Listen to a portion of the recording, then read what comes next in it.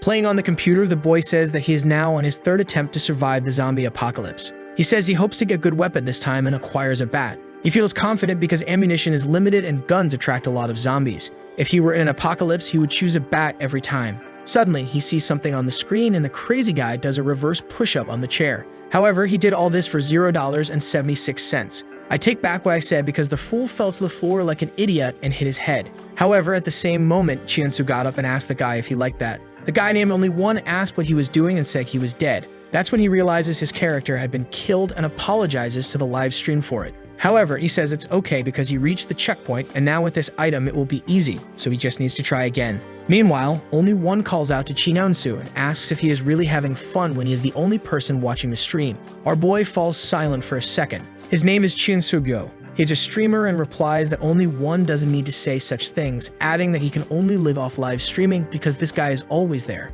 The guy asks if that's true and says that if it is, he chooses him. Chien-Soo is confused by this, but thanks him for choosing. Suddenly, the entire room starts shaking and he stands up asking what's happening. There's a huge explosion and he asks the live stream if anyone heard that. Immediately, he runs to the window and sees the entire city in flames. People are running and he tells the live stream that something is wrong. That's when he sees his computer is turned off and won't turn back on. He is confused and decides to go outside to see what's happening. As soon as he is on the street, a woman runs past him and he calls out to her. However, she just glances at his face and runs away desperately. He is confused about why she is fleeing when suddenly several messages appear in his view. Some messages say he looks very silly, and others ask why they chose such a loser. At that moment, he is startled and asks why there is a chat window in front of him. People in the live stream start mocking him, imitating everything he says. As he tries to touch the chat, wondering if he is hallucinating from streaming for too long, some messages say he can't touch it, while others say something is coming for him. That's when he notices a zombie in front of him, and the chat says that now he will die. It was terrible watching a player as bad as him. Chien-Soo can't process this information when suddenly the zombie lunges at him. However, falling backward, he manages to kick it and retreat. He starts to run away and people in the live stream say that the zombie just wanted to shake hands. Desperate, he reaches his apartment and starts entering the code. However, the zombie immediately breaks through the glass. The creature's face is covered in blood and he starts climbing the stairs desperately, but the monster won't stop chasing him. He is already on the 7th floor and can't increase the distance between them. Finally, he sees the door to the roof and tries to open it, but unfortunately, it's locked. The zombie is climbing the stairs and the chat tells him to stop being stupid and push the door. With that, it finally opens and he closes it with his own body. The zombie was pounding on the door, but at least he could rest a little. On the roof, he was wondering why a zombie suddenly appeared and why there was a game-like chat in front of him. However, putting that aside, the goal now was to kill this monster. He needed a weapon and heard something behind him. When he looked, there was already a chubby guy approaching. He recognized him as the owner of the buildings and started to run. However, the fool tripped over a box and fell to the ground with the zombie closing in. As he tried to resist, someone in the chat mentioned there was a supply chest nearby. Chien-Soo looked to the side while the zombie was almost biting him. He kicked the creature back and it came running at him again. Chien-Soo shouted for the trash to die and moved to the side. With that, the zombie threw itself off the building, diving to another life. The chat was curious if he was lucky or had planned it. Exhausted, he fell to the ground, but it was little time because the zombies were starting to break the door. He noticed there were 3 of them, and the chat commented that many beginners always die this way. That's when he stumbled upon the chest and remembered the guy who asked if that was a supply box. He smiled, opened the chest that radiated light, and found the legendary bat. The chat called it the Excalibur of the Apocalypse as the zombies broke through the door to get to our boy. While he concentrated, everyone was betting that he would die. Smiling, our boy said that for him, the end of the world was just a game, and he charged forward. He swung the bat at the first zombie, but missed entirely. He found himself surrounded and began shaking the bat, telling the creatures to get away. Now everyone on the live stream started calling him a clown. The problem was that the zombies were so close that he couldn't swing the bat properly. While he was immobilizing one, another came from behind. He knew he had to dodge, so he dropped the bat and threw himself to the ground to avoid being bitten. The zombies were closing in from behind and he had no space to swing the bat. In that case, he broke free and the creatures attacked. He managed to get through and the chat marveled at how impressive he was. Back in his room, people were saying he was more impressive than they expected. However, Chien-Soo realized that both his computer and phone were not working. The chat asked where he was going and he said he was heading to his parents' house. With that, he was already speeding on his bike despite his age. He decided to ignore the chat for now and focus on his parents' safety. While he was checking how much gas he had left, something darted in front of his bike. He fell to the ground and people in the chat asked if that was a tongue. He saw the message and was confused. When he looked to the side, the chat informed him that it was a hellish frog. Chien-Soo was baffled. It wasn't a zombie, but a real monster. His thoughts were interrupted by a tongue lash, which he dodged. Someone in the chat commented about the tongue, and a ruler appeared, giving him an idea. He decided to run in a straight line into a tunnel, dodging another attack. Since the place had many curves, the monster wouldn't be able to hit him. At least he had brought some items that appeared to be intact. The frog cornered him, but the boy already had a Molotov in hand, taunting the damned frog to come at him. The chat commented on how brave he was when the frog headbutted, but he dodged. He set the rabbit on fire and threw it at the fool. The problem was it didn't do anything, so he threw another one in its face. Seeing this, the boy was sure the frog's weakness was from the inside out. He only had one more and would have to risk his life to make it work. Hiding behind a wall, he taunted the frog to come. The creature lashed out with its tongue, and he dodged. He grabbed the Molotov and threw it into the monster's mouth. It writhed in agony and fell back. The chat was now impressed that he risked his life to make this plan work. Watching the frog, he said it was finally over, but the chat told him to be careful. Someone commented that he was one of the best beginner players they had ever seen. Our boy wondered why they were commenting on his life as if it was all a game. However, he decided not to care if it was real or not and simply accept it. He told everyone he wouldn't die like an idiot. At that moment, he received an achievement and the ability to record his feats. Seeing the notification about receiving an ability, he was sure it was exactly like a game. So he asked to open the skills panel. The aggro skill made him stronger the more creatures were around him. The save record skill allowed him to gain part of the attributes of this ability as base attributes that he would always have available.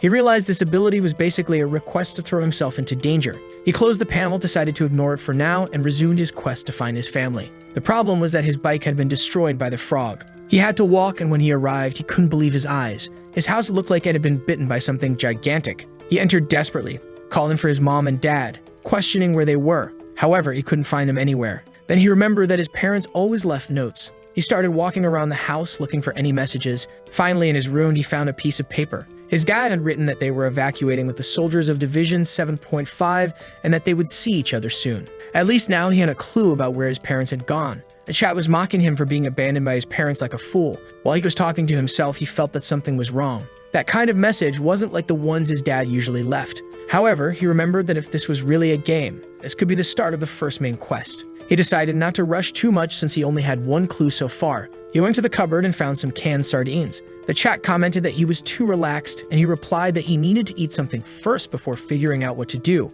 Then he heard a sound near the house. There shouldn't be any creatures, so what happened? He walked calmly through one of the rooms and heard another sound. With that, he knew the direction and ran there. At the window, he found a zombie climbing out. He hit its hand and closed the door. This triggered the aggro skill. He had one creature in 10 minutes. He remembered that he could get 10% stronger for each enemy following him. He decided to test this out. In one of the doors, there was a zombie breaking through. He opened it and hammered it, increasing the aggro count to 2. The boy was enjoying this because he went to another door and took down the 3rd and 4th zombies. Then the 5th, 6th, and 7th. He didn't stop. He put everyone there to sleep for a bit. Looking at his own hand, he realized that this skill really made him much stronger. Then he heard a sound and realized it was coming from the kitchen. Since he only had 1 minute of aggro left, he had to finish it within that time. Slowly, he approached, and the chat asked who they thought would win. He looked down and saw a guy hiding under his table. A moment later, the guy, who apparently worked in a restaurant, was cooking. The chat thought he was very brave to let a stranger cook for him in his own house. The protagonist didn't know how to address the chat, so he called them brothers. He explained that he was fighting monsters on an empty stomach and needed something to eat. Not to mention, if this guy seemed dangerous for even a second, he would deal with it quickly.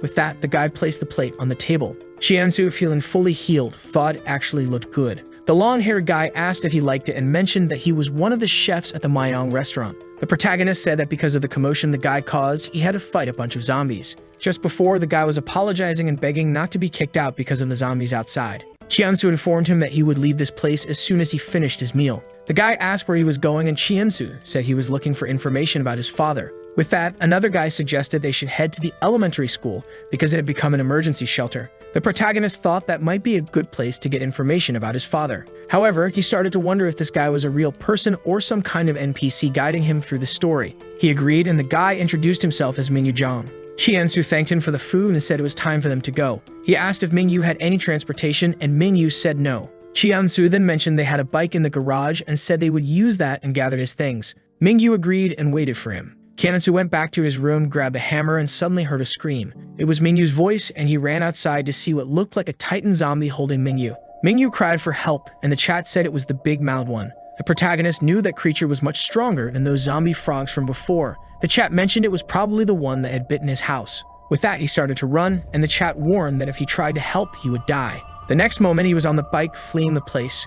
When he looked back, the creature had grown on him, and the 10-minute timer started. Hyunsu sped up the bike, but the monster was much faster than he thought. At this pace, he would be caught before passing it. Then he saw his friend's bike, which Mingyu had mentioned dropping. 2 more zombies had grown on him, and he threw himself to grab the friend's bike. With that, he accelerated, almost getting caught. The chat was impressed. The problem was that the monster was still beside him. But Hyunsu told the live stream that he wasn't the type to fall without a fight. The scene shifts to a group evacuating people, directing everyone to enter the school. A chubby guy says that Mingyu is still out there, and they need to rescue him. The other guy just says he's probably dead and tells the chubby guy to get inside. A commotion starts with people saying they should wait a bit longer before closing the gates, but then a guy with a white bandana tells his friend that it's better for them to get inside for now. At that moment, they hear someone speeding up a motorcycle. It's our boy carrying something. People turn around, and he comes to a stop. The guy causing the commotion looks scared. Seeing what he's carrying on the bike, everyone wonders if it's a body. He just smiles, and the chat says it seems like he loves to draw attention. The guy next to him recognizes it as Mingyu's bike and asks how he is. Our boy dryly says he's dead. The guy looks confused, asking for an explanation. Hyunsu just says there's nothing to explain and asks who the leader is there. A man seems to hear this, and as he's about to speak, another person approaches. A police department guy introduces himself as Seojin and says he's coordinating that area. Hyunsu gives his name, and Seojin asks if he really brought a piece of that monster. Hyunsu is surprised that Seojin knows about the creature. He explains that they lost a lot of people to that monster and asks what happened to it. Hyunsu says he killed it. Everyone is stunned, not believing that it's possible to kill such a thing. Back on the bike, he asked the chat if they wanted to bet that he would survive. They asked what he would bet, and the crazy guy said obviously his life. The monster was running and destroying all the buildings easily. The protagonist noticed that the monster didn't seem to get tired and turned to the chat, saying they would have to do him a favor if he survived. The chat started commenting that they wouldn't gain anything from this and knew he would fail. One asked what would happen if he didn't kill it, and he said in that case, he would die. The chat commented that if the plan was this crazy, it would accept. The same guy from before, only one was there saying the deal was made. Hyunsu smiled and sped towards the tunnel. The creature was approaching, but he told everyone they would have to keep the promise. The monster, running at 100 miles per hour, rammed into the tunnel. Hyunsu told the guy at the shelter he would explain more later, and that he was also looking for a safe place.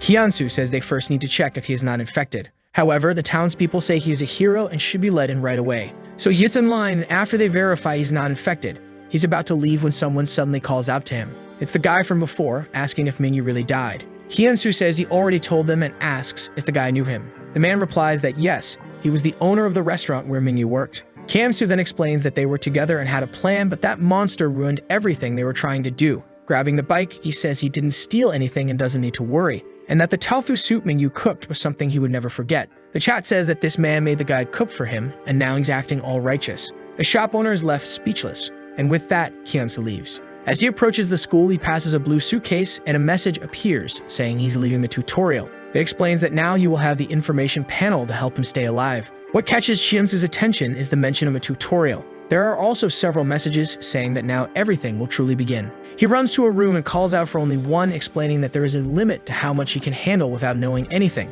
He reminds him that they made a bet, so he has to pay up. Only one asks what he wants to talk about. Hyunsu says it's time for him to start explaining what is going on. The chat is angry that he ignored everyone and asks if he received any explanations. Hyunsu says none at all. They are impressed that he is still alive and question how he seems to know so much. Hyunsu, confused, says it's his streamer instincts. The chat then comments that this is a very interesting detail. Someone mentions that if he wins the game, he can rebuild the world however he wants. Hyunsu is confused by this, and only one says that's exactly what they said. He explains that in this world, everything is real. The only thing they did was change a few details, but he is the only player. This group only likes to follow one person at a time, so he is the protagonist and the only one who interacts with them. Considering this, it can be said that the other people are somewhat like NPCs. However, only one advises him not to stress too much about the fact that it is the real world and to just treat them like viewers of his streams and keep winning the game. Hyunsu is overwhelmed by all this information and asks who they are. Looking to the side, he wonders if this guy is some kind of god or something. He looks at his reflection and asks if only one is a god. Only one says that's a stupid question to ask. What kind of character thinks about such things? He says he'll give just one hint that will help him. They like a guy who puts on a good show, so it's best for him to go all out and show everything he's got. Our boy remarks that it's a strange mission for someone who never leaves the house. He then remembers the information panel and opens it. It says that the first mission is to protect the police chief because if he dies tonight, the whole city will deteriorate. A little later outside, he is observing the people working. A guy asks if they should leave the food there, and another says yes. People are gathered in the courtyard and the police are giving some orders. Kiansu knows that out of the 150 people there, someone is a threat to the police chief. The officer announces that they will be providing food for everyone, so they should come closer. One of them calls the protagonist, but he ignores him, saying he's fine. He approaches a man who asks if he has a problem. He says he's there to see the police chief, and the man seems startled. By the man's lack of reaction, he questions if there's a problem, and the officer responds that he can't say. The chat comments that this seems suspicious, and Chiansu is sure something is being hidden. He points to the officer and asks if he can call for Department Chief Sujin Lee. The man converses with someone, seeming to ask for permission to disclose certain things. He asks the protagonist if he killed the monster, to which Chiansu replies affirmatively. The man then says he'll tell the truth. They are looking for skilled people like him because the police chief went out on patrol and disappeared. Kiansu realizes the mission won't be easy and questions why no one is looking for him. The man explains that they don't have enough people to both protect the area and search for the chief. Chiansu asks if he can take a look at the chief's office, approaching and saying they don't need to hide anything from him. After all, they don't have time, and the more information he has, the better. Sweating, the man agrees, and a while later, Chiansu enters the temporary office. He tells the chat to keep an eye out for clues, but no one finds anything. Then he sees a map with a mark on it. He knows that place is not far from there. At that moment, someone is behind him. He asks who it is, and the person says they heard he's looking for the chief. The guy enters and extends his hand, saying he heard the boy defeated a pretty strong monster. The guy introduces himself as Gaiyang and goes for a handshake. However, he oddly exerts a lot of force, asking if Chiansu found anything. The guys in the chat tease Chiansu, calling him too weak. While Chiansu wonders why this jerk is doing that, they hear a scream and everyone runs out, asking what happened. They see some infected among the crowd. People are trying to flee, but once 2 or 3 are bitten, there's no escape. Kiansu wonders why this is happening, and the chat warns that it's going to turn into a mess. He grabs the hammer, thinking he needs to help the people. He heads towards the crowd while the police can't use their guns without hitting civilians. Kiansu takes down the first infected, shouting at the police to use their batons. He looks back and yells at the officer to do something. Even the restaurant guy says he'll help, holding a frying pan. The guy with the bandana tells Mr. Gaiyang to be careful, but Gaiyang swings the frying pan at the infected. Chiansu turns and takes down a couple more. Gaiyang realizes Chiansu is buying him time to finish the job. If that's the case, he does his part, hitting the infected 3 times with the pan until the police start to assist. Meanwhile, people are shouting to open the gates so they can escape. Seeing everything locked, Chiansu is sure some bastard let an infected in. Chiansu believes the only person with the authority to do that is a police officer who has lost his mind. He tells the live stream that he can't deal with this now, so he's going to find the police chief. He approaches Gaiyang and tells him to keep an eye on the police because he has something to do. Gaiyang looks confused, but Chiansu says there's no time to explain and that he's giving this tip as repayment for Mingyu's kindness. With that, he starts to run and someone asks where he thinks he's going. A policeman blocks him, but Chiansu just says they need to worry about themselves. He returns to grab the bike he was on before and tells the chat that staying there would interfere with his plans. He's sure there's something suspicious about the place marked on the map. A while later, he reaches a container in the middle of the forest. Looking through the windows, there's no one inside, but the floor is full of footprints, making him wonder if it was a bunch of zombies. He turns to the chat and asks when he will receive a new supply chest. The guys respond that they thought he was playing on hard mode.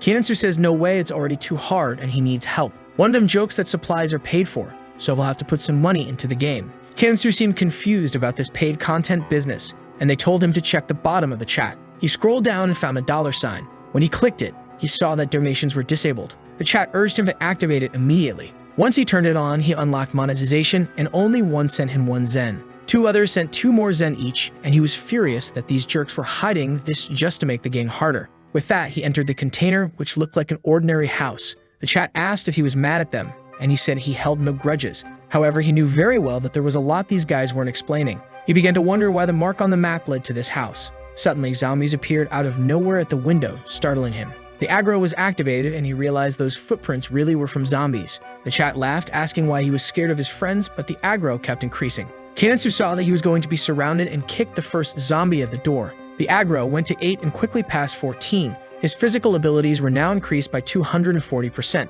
Though if he was surrounded, he was dominating. Then he heard a horn and saw a car approaching. He dodged to avoid being hit and realized it was the same guy who led zombies to the school. The guy was hiding behind the glass, but Chiansu told the trash to come out because he knew who it was. It was Gaiyang, who wondered how this trash dodged like that. Not to mention this damn kid was handling a bunch of zombies on his own. Gaiyang was fuming and said he would bury him in the mud. Chiansu was startled and Gaiyang accelerated. He ran over something and stopped the car, saying he wanted to see how messed up Chiansu was. But it was just a zombie. Someone knocked on the window. It was Chiansu, telling him to open it. Gaiyang was startled, but Chiansu elbowed him. With his physical strength increased to this level, it was easy. Gaiyang moved to the side, grabbed an airsoft gun, and tried to shoot, but Chiansu ducked. Gaiyang accelerated, trying to escape. Looking in the rearview mirror, he saw Chiansu running after him. He couldn't believe it was possible, especially since he was already going 80 miles per hour. Chiansu ran desperately with a chat saying the kid was furious. Jiayang, enraged, said Chiansu was going to learn a lesson. He found himself near some containers and started to maneuver around them, trying to lose Chiansu. Chiansu calls out to Gaiyang, but the guy reaches into the glove compartment, presses a button, and wishes him good luck. The containers open, revealing they are full of zombies. The chat says that now he's screwed, but Chiansu's aggro is already at 40. Jiayang accelerates, saying it's too late for Chiansu to regret anything. However, with 500% increased physical ability, Chiansu says he will finish this in 2 minutes. The first zombie goes down quickly, and the sequence begins. Even though he's easily defeating them, there are still many more. He sees that Jiayang is parked next to a tree and decides that he will kill that bastard first. He runs, approaches, and breaks the window just as Gaiyang is sending a message. Chiansu demands to know where the police chief is. Gaiyang tries to reach for his waist again, but Chiansu stops his hand. The chat warns him to watch out for Gaiyang's left hand, and Chiansu immobilizes him again. Gaiyang asks who this Dan kid is, and Chiansu says he is very loved by his fans. He kicks Gaiyang, saying he's the one driving now. Chiansu takes control of the car, muttering that this idiot has complicated things for him. Gaiyang is left unconscious, drooling. Chiansu finds a pair of handcuffs, and the chat suggests he'll get money if he cuffs Gaiyang there. Chiansu is amused by the idea until he sees the zombies approaching. He cuffs Gaiyang and accelerates the car, plowing through the zombies. Then he realizes he should have paid more attention to the panel. The message had said from the beginning that Police Chief Mayong was at the food school.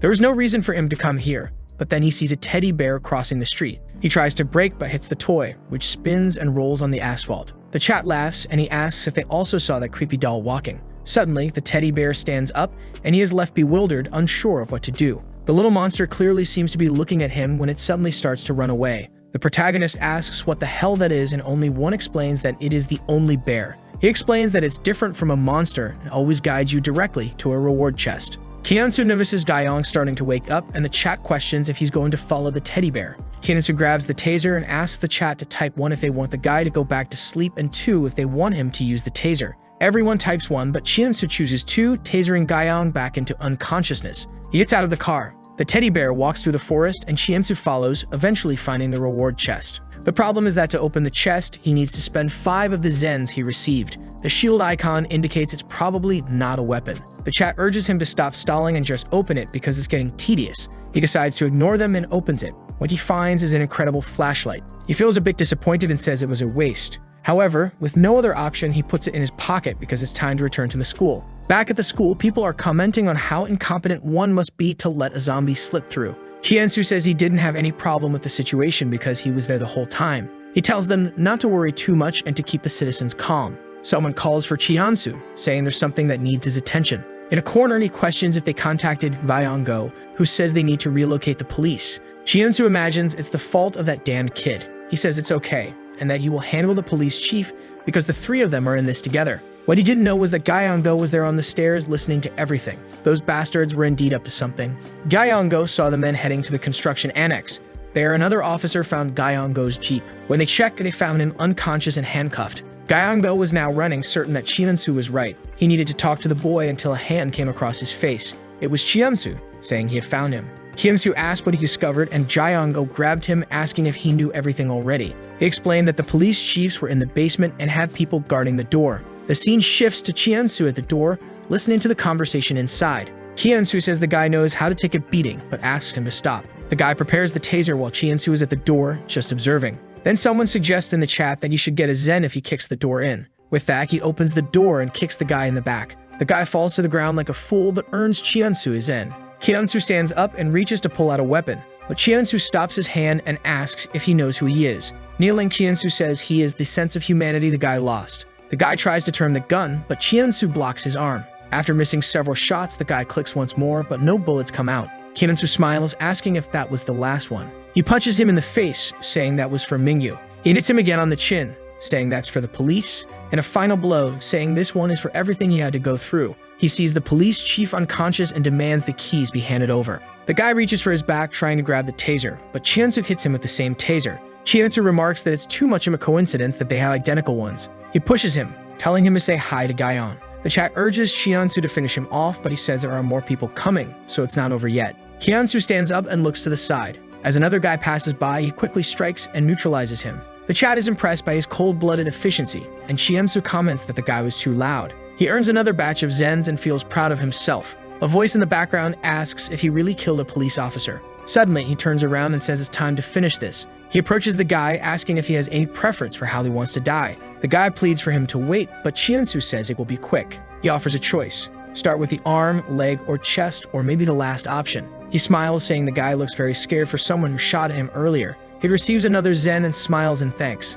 As the guy screams, it seems he's done for. The chat laughs, saying the guy even went himself. Chiensu, embarrassed, asks what the guy is doing. Meanwhile, outside, people notice something and turn around. It's Chiemsu bringing the real police chief. He tells the officers that the traitors are tied up in the basement. The other officers run to check, and now Chiensu feels he has finally resolved the situation. He looks at the panel, which warns that staying in the same area for too long is dangerous. The next morning, he's full from eating in one of the cabins. Reflecting on how much things had improved in the past day, he opens the panel and finds the information about staying in the same place very odd. He asks the chat how long is too long, but they seem unwilling to answer. Chiensu gets up and stands in front of a car when someone calls out to him. It's the police chief, who asks why he's leaving already. The boy asks if there's a problem, and the chief offers to provide some supplies if he's really going. After all, he helped the people a lot. Chiensu recalls the moment he asked if the chief was really just going to expel the traitors, pointing out that those guys tried to take his life. The chief explains that it's hard to take the lives of two people who were once his comrades. Chiensu says not to worry, he'll handle it. The next scene shows Chiensu speeding in a car with the two traitors tied up in the back. The officers beg him to stop, but he says he's not in the mood. As the chat says he's fixing things, the first officer gets bitten. After reaching almost 80 miles per hour, he stops. Seeing that no one is tied up anymore, he says that unfortunately, a little accident happened. Back in the present, the chief thanks Chiensu, who says he wouldn't refuse some supplies. The chief agrees and even offers the car, asking him not to leave without saying goodbye to everyone. Our boy sits in the car with the flashlight, wondering what it's for. The chat tells him not to stress and just wait to see what happens. He agrees and eventually falls asleep. He wakes up suddenly with an extreme feeling of cold. He has no idea how long he slept, but the air conditioning wasn't even on. Then he sees something approaching in the rearview mirror. Under a cloak is a skeletal creature. The chat warns that it has finally arrived. Chiensu immediately accelerates, drifts, and tries to get away. The police ask him to wait, but he just speeds past. He tells the chat to warn him next time instead of laughing at him. He looks and sees the creature has vanished. What he doesn't know is that it's right beside the window. The rearview mirror shatters and he accelerates again to put some distance between them. The chat tells him he'll need to move to another region. Otherwise, he won't be able to escape it. The monster suddenly appears in front of him and he crashes into a pillar. The airbag deploys, but Chiensu is badly shaken. The creature slowly approaches. Chiensu gets out of the car, pulls out his gun, and fires a shot. However, the monster is immortal. Seeing that it doesn't work, he starts running. After a while, he finds himself exhausted in a corridor. The chat comments that it looks like he's going to die today. The monster appears again in front of him and lunges. He uses the flashlight and the creature seems to shield itself. Being a gamer, he knew this kind of item had some utility. He uses this moment to run out the window and jumps onto a bicycle. The problem is that the tire is flat and he falls, injuring his knee. The monster approaches again. He throws the flashlight and keeps running. He tries firing more shots, but the creature continues to follow. Then he notices the monster and is suddenly stopped. Seeing a line on the ground, he understands. That's the limit of where the monster can go. He says this is the last shot and the creature disintegrates. However, our boy isn't doing well and collapses to the ground. Then something nearby catches his attention. A light flickers on and off repeatedly. He's curious, but everyone warns that it's definitely a trap. Chiensu says he has to check it out because it looks like Morse code. As he approaches, he throws himself in front and tells the person to stop. The person is Minchul Yang, who raises his hand saying he's not a bad person and asking Chiensu not to shoot. While Chiensu asks if he's a cop, the chat comments that they finally found someone more foolish than the protagonist. Chiensu asks if Minchul is alone and he says yes. Chiensu demands the flashlight, but Minchul hesitates. Chiensu points his gun and asks if he's really going to take that long. Reluctantly, Minchul hands over the flashlight and Chiensu asks for his backpack. Minchul pleads, saying it's all he has to eat, and if he gives it away, he's as good as dead. After some time, everything is on the ground and Chiensu says they have the same things. Poor Minchul is almost in tears, saying it's all he has. However, Chiensu cruelly tells the boy to strip down to his clothes. Later, as he's dressing again, he asks if Chiensu will believe him now. Chiensu wants to know how a kid like him survived without carrying any weapons. He asks if Minchul is working with others and acting as bait. Chiensu tells the chat to keep an eye on the boy's face and turns around, saying they will separate. Minchul then speaks up, saying he suffered a lot to get there and that all of his friends are dead. The only reason he's alive is because he's a coward. The chat comments that he seems sincere. Chiensu asks if that's true, and Minchul confirms it. Chiansu says okay and tells him to follow, stating he can't ignore a junior needing help. In the next scene, a guy is pinned down by a frog, wondering where Chiansu is. The poor guy is running from the big mouth monster and asks where it came from. Minchul Yang ignores him and tells him to turn left. The monster stumbles and crashes into a building. Minchul turns and tells Chiansu they will do the same thing near a stream. Chiansu smiles, telling him to worry about himself. They pass by an excavated area, walking along the edge. The monster tries to follow but ends up tripping and falling. They see a giant tongue blocking their path ahead, and Chiansu tells Minchul to duck when he gives the signal. As soon as he speaks, they both duck, and the tongue sweeps past.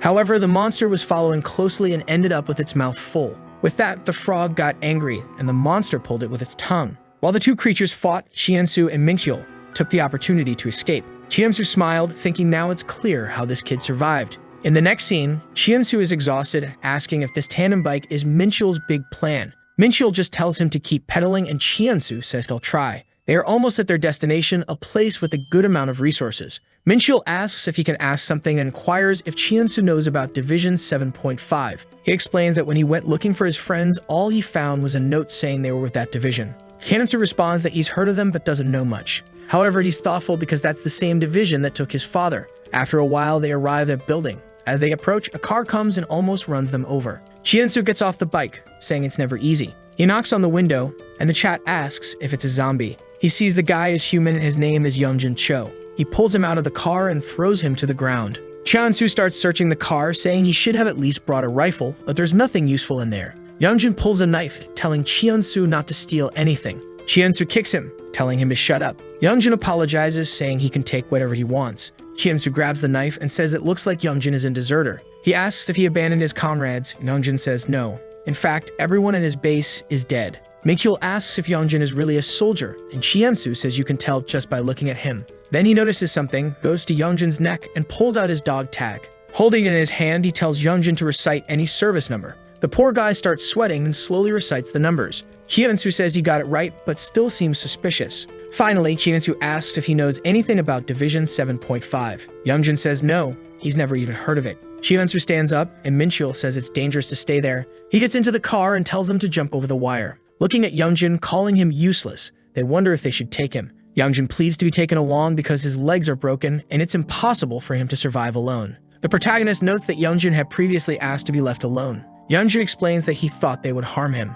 The chat comments that Chiansu would never save anyone, to which he replies that it's not fair. He tells Minchul to open the gate, and that he can bring Youngjin if he wants to. Minchul agrees and they head toward the building. Seeing 4 cars in the parking lot, Chiansu wonders why the gate was closed. Opening the door, he tells everyone to be cautious as there might be someone inside. They walk in and everything is silent. They take Youngjin to the infirmary and Chiansu says he'll look around. Minchul, acting like a scared child, pleads not to be left alone. Chiansu reassures him, saying he might not abandon him. Climbing the stairs, he asks the chat what they think about leaving the kid behind. The opinions are divided, with one person saying the child seems genuine. Then he hears something, a voice talking about a safe place. When he opens the door, he sees a bunch of communicators, surprisingly still powered. The message states that Division 7.5 is heading to Jeju Island. Finally, Chiansu has a clue and asks the system to open the information panel. It instructs him to escape the city via the train station. He runs back, calling for Minchul, but upon reaching the room, he finds Youngjin alone and asks where the kid is. Youngjin says Minchul heard some noises and went to check. Angry, Chiansu demands to know how he could leave the boy alone, then rushes out. He realizes he needs a taxi key to get out of there. Searching through papers, he realizes that people had turned off the lights despite having power, indicating something was wrong. As he looks for the keys, he hears a scream and runs. He finds Youngjin fallen on the floor and asks what happened. Youngjin asks for help getting up, saying he heard noises from the basement. At that moment, footsteps are heard coming up the stairs. Both are startled when a man uses Minchul as a hostage. Minchul tells Chiansu to run, but Chiansu refuses. He points a knife at the man, demanding he release Minchul. The man, sweating, claims Minchul is a thief who broke into his company. Pointing at both of them, he accuses them of being thieves, stating they have no more drivers left. Now Chiansu understands why he couldn't find any keys. Youngjin was scared, and Chiansu blamed the company owner for sending his taxi drivers. He tried to explain that he wasn't a thief. All brightly, he claimed that, in fact, he was a new taxi driver there to help. The chat was confused by this, but Chiansu was trying to convince the man that he really was one of the best drivers and wanted to help in this crisis. The company owner, who had already lost his mind, said they really needed more drivers and asked where his resume was. Taken by surprise, Chiansu was a bit confused. The man said that for an interview, he needed to have brought a resume. Chiansu said he had already brought it and that it was in the office, asking Youngjin to fetch it. Youngjin went, and the company owner said Chiansu was very hardworking for wanting a job at such a time. Youngjin brought back a paper, telling Chiansu he found the most similar one. The owner just stared at it. Chiansu then told Minchul to come quickly. He gave the guy a shoulder bump and lunged towards them. Our boy took Youngjin's crutch and hit the company owner. He immediately instructed Minchul to restrain the man's legs and arms. They found the key and ran to the car, telling Youngjin to drive. The man asked where to go, and Chiansu said to head for the train station. But then he saw people fleeing desperately, with a giant eye on their backs, and couldn't believe it. A gigantic spider-like creature was chasing everyone. He told Youngjin he had faith he would get them out of there. Poor Youngjin had no idea what that thing was. The monster came their way, and Youngjin just accelerated the car. He took a turn, but the problem was there was nowhere to escape. At that moment, the company owner had freed himself and called them a bunch of bastards. Chiansu told Youngjin to turn the car and head back to the main entrance. The owner was screaming for his taxi until he saw it coming with a monster. Right in front, they managed to drift, and the creature collided with a building. They sped down the street. In the car, Youngjin asked if Chiansu really intended to use that guy as bait. Exhausted, Chiansu said the man was indeed a great company CEO. Minchul commented that in the end, that was the best option for all of them to stay alive. Then Chiansu noticed something. Ahead of them was that blue line. As they passed it, it registered another checkpoint. Now the chat could give him missions, with harder missions offering better rewards. The live stream was celebrating, saying the guy who always maxes out cards was going to shine. Chiansu asked the chat if Minchul could see them. The chat said he couldn't see or hear them when Chiansu spoke only to the chat. Looking at the system, Chiansu said he didn't see any functions listed and asked what it was. The guy who maxed out his card donated a zen and said Chiansu would understand soon. Chiansu put his hand out and said he was very anxious. Then he heard footsteps.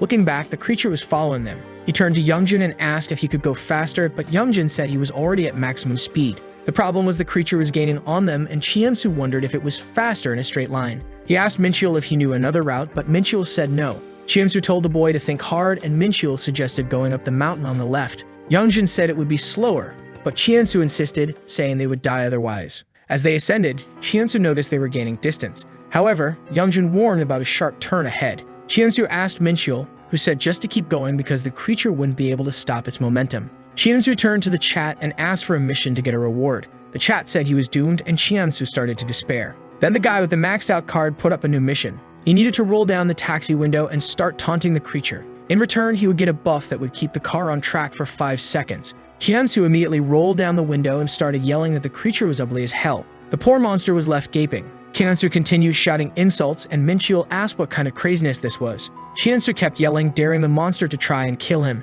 The mission was completed, and the buff was applied. They saw the curve sign, and Youngjin made the turn. Thanks to the buff, the car stayed on the road while the creature was flown off. It wasn't just a curve, but a cliff, and despite the sign, the engineers deserved praise. Youngjin couldn't believe they hadn't been thrown off despite the creature bumping them. Minchul was exhausted, and Chiansu thanked the guy with the maxed out card, who said Chiansu now owed him one. Sometime later, Chiansu says he believed there would be more people because of the radio message. However, strangely, there isn't a single person at the train station. They decide to hide the car somewhere, go the rest of the way on foot. Youngjin mentions the zombies, but Chiansu says he'll take care of it. Minchul asks if he's sure, and Chiansu reassures him. Chiansu then shouts for the creatures, commanding them to come closer. 3 monsters turn towards him, increasing his power to 1.4. He begins to realize just how powerful this ability is. He easily takes down the creatures until one sneaks up behind him, but he tells them not to worry and swiftly deals with it. The chat comments on his bravery and growth, and he tells them to stop saying such cringe things. Nevertheless, he feels that somehow his strength and reflexes have increased.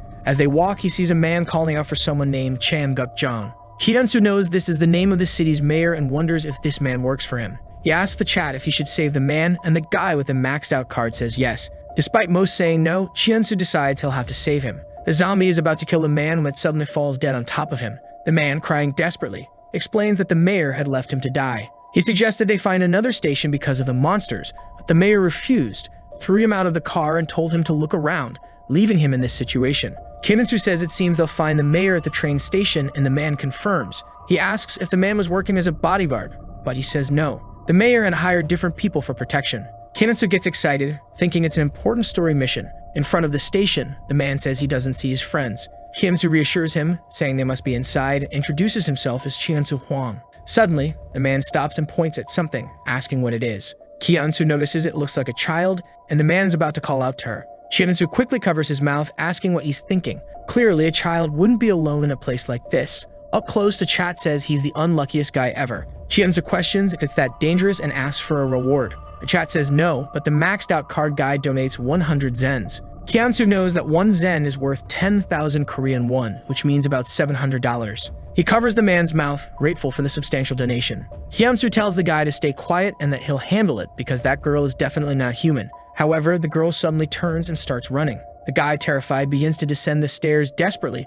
but falls to the ground right in front of the monster. He yells that there's another one, and in that moment, he is devoured. Kiansu can't understand why the guy did that, and the chat comments that she is a silent girl. He realizes that by the name, she must be a type of monster that reacts to sound. Then someone named the new master puts up a mission. Kiansu cannot move until the girl passes him and will receive an ability that makes someone deaf for a minute. He knows this is very risky, and she passes by closely. The chat asks if she's looking right at him, and he stands still, sweating profusely. Finally, she passes, and the mission's effect is applied. Kiansu then goes to the guy's body, which is in good condition, and takes his wallet to check the name. However, as he turns, the guy starts getting up. Kiansu quickly finishes him off again. He runs as far away as possible, praying the monster isn't nearby. Then he sees one of the silent girls breaking down a door and hears Minchul's voice screaming inside. He sees the girl and contemplates. He starts to walk away, but the new master gives him a mission to rescue Minkyul and Youngjin from the bathroom. Seeing it's worth 20 zen, he knows it's worth it. He heads to a nearby diner, and the chat asks if he's that hungry.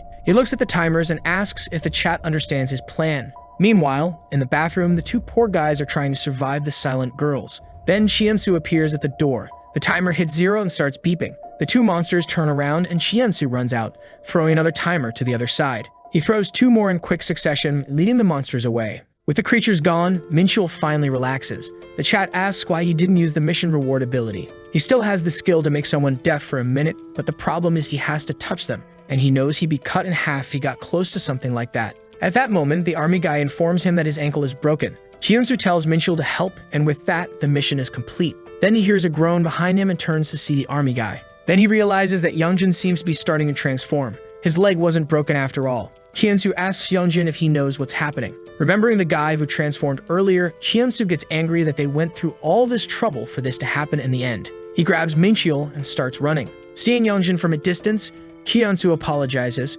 Minchul asks what's wrong, and Chiensu says it's too late for Youngjin. They go to check the trains but don't find any useful information. Then they hear a noise and see Youngjin pointing to the side. Chiensu turns his head while Youngjin is relieving himself and notices that the train is strangely still functioning. Looking at Youngjin, Chiensu says he will never forget him.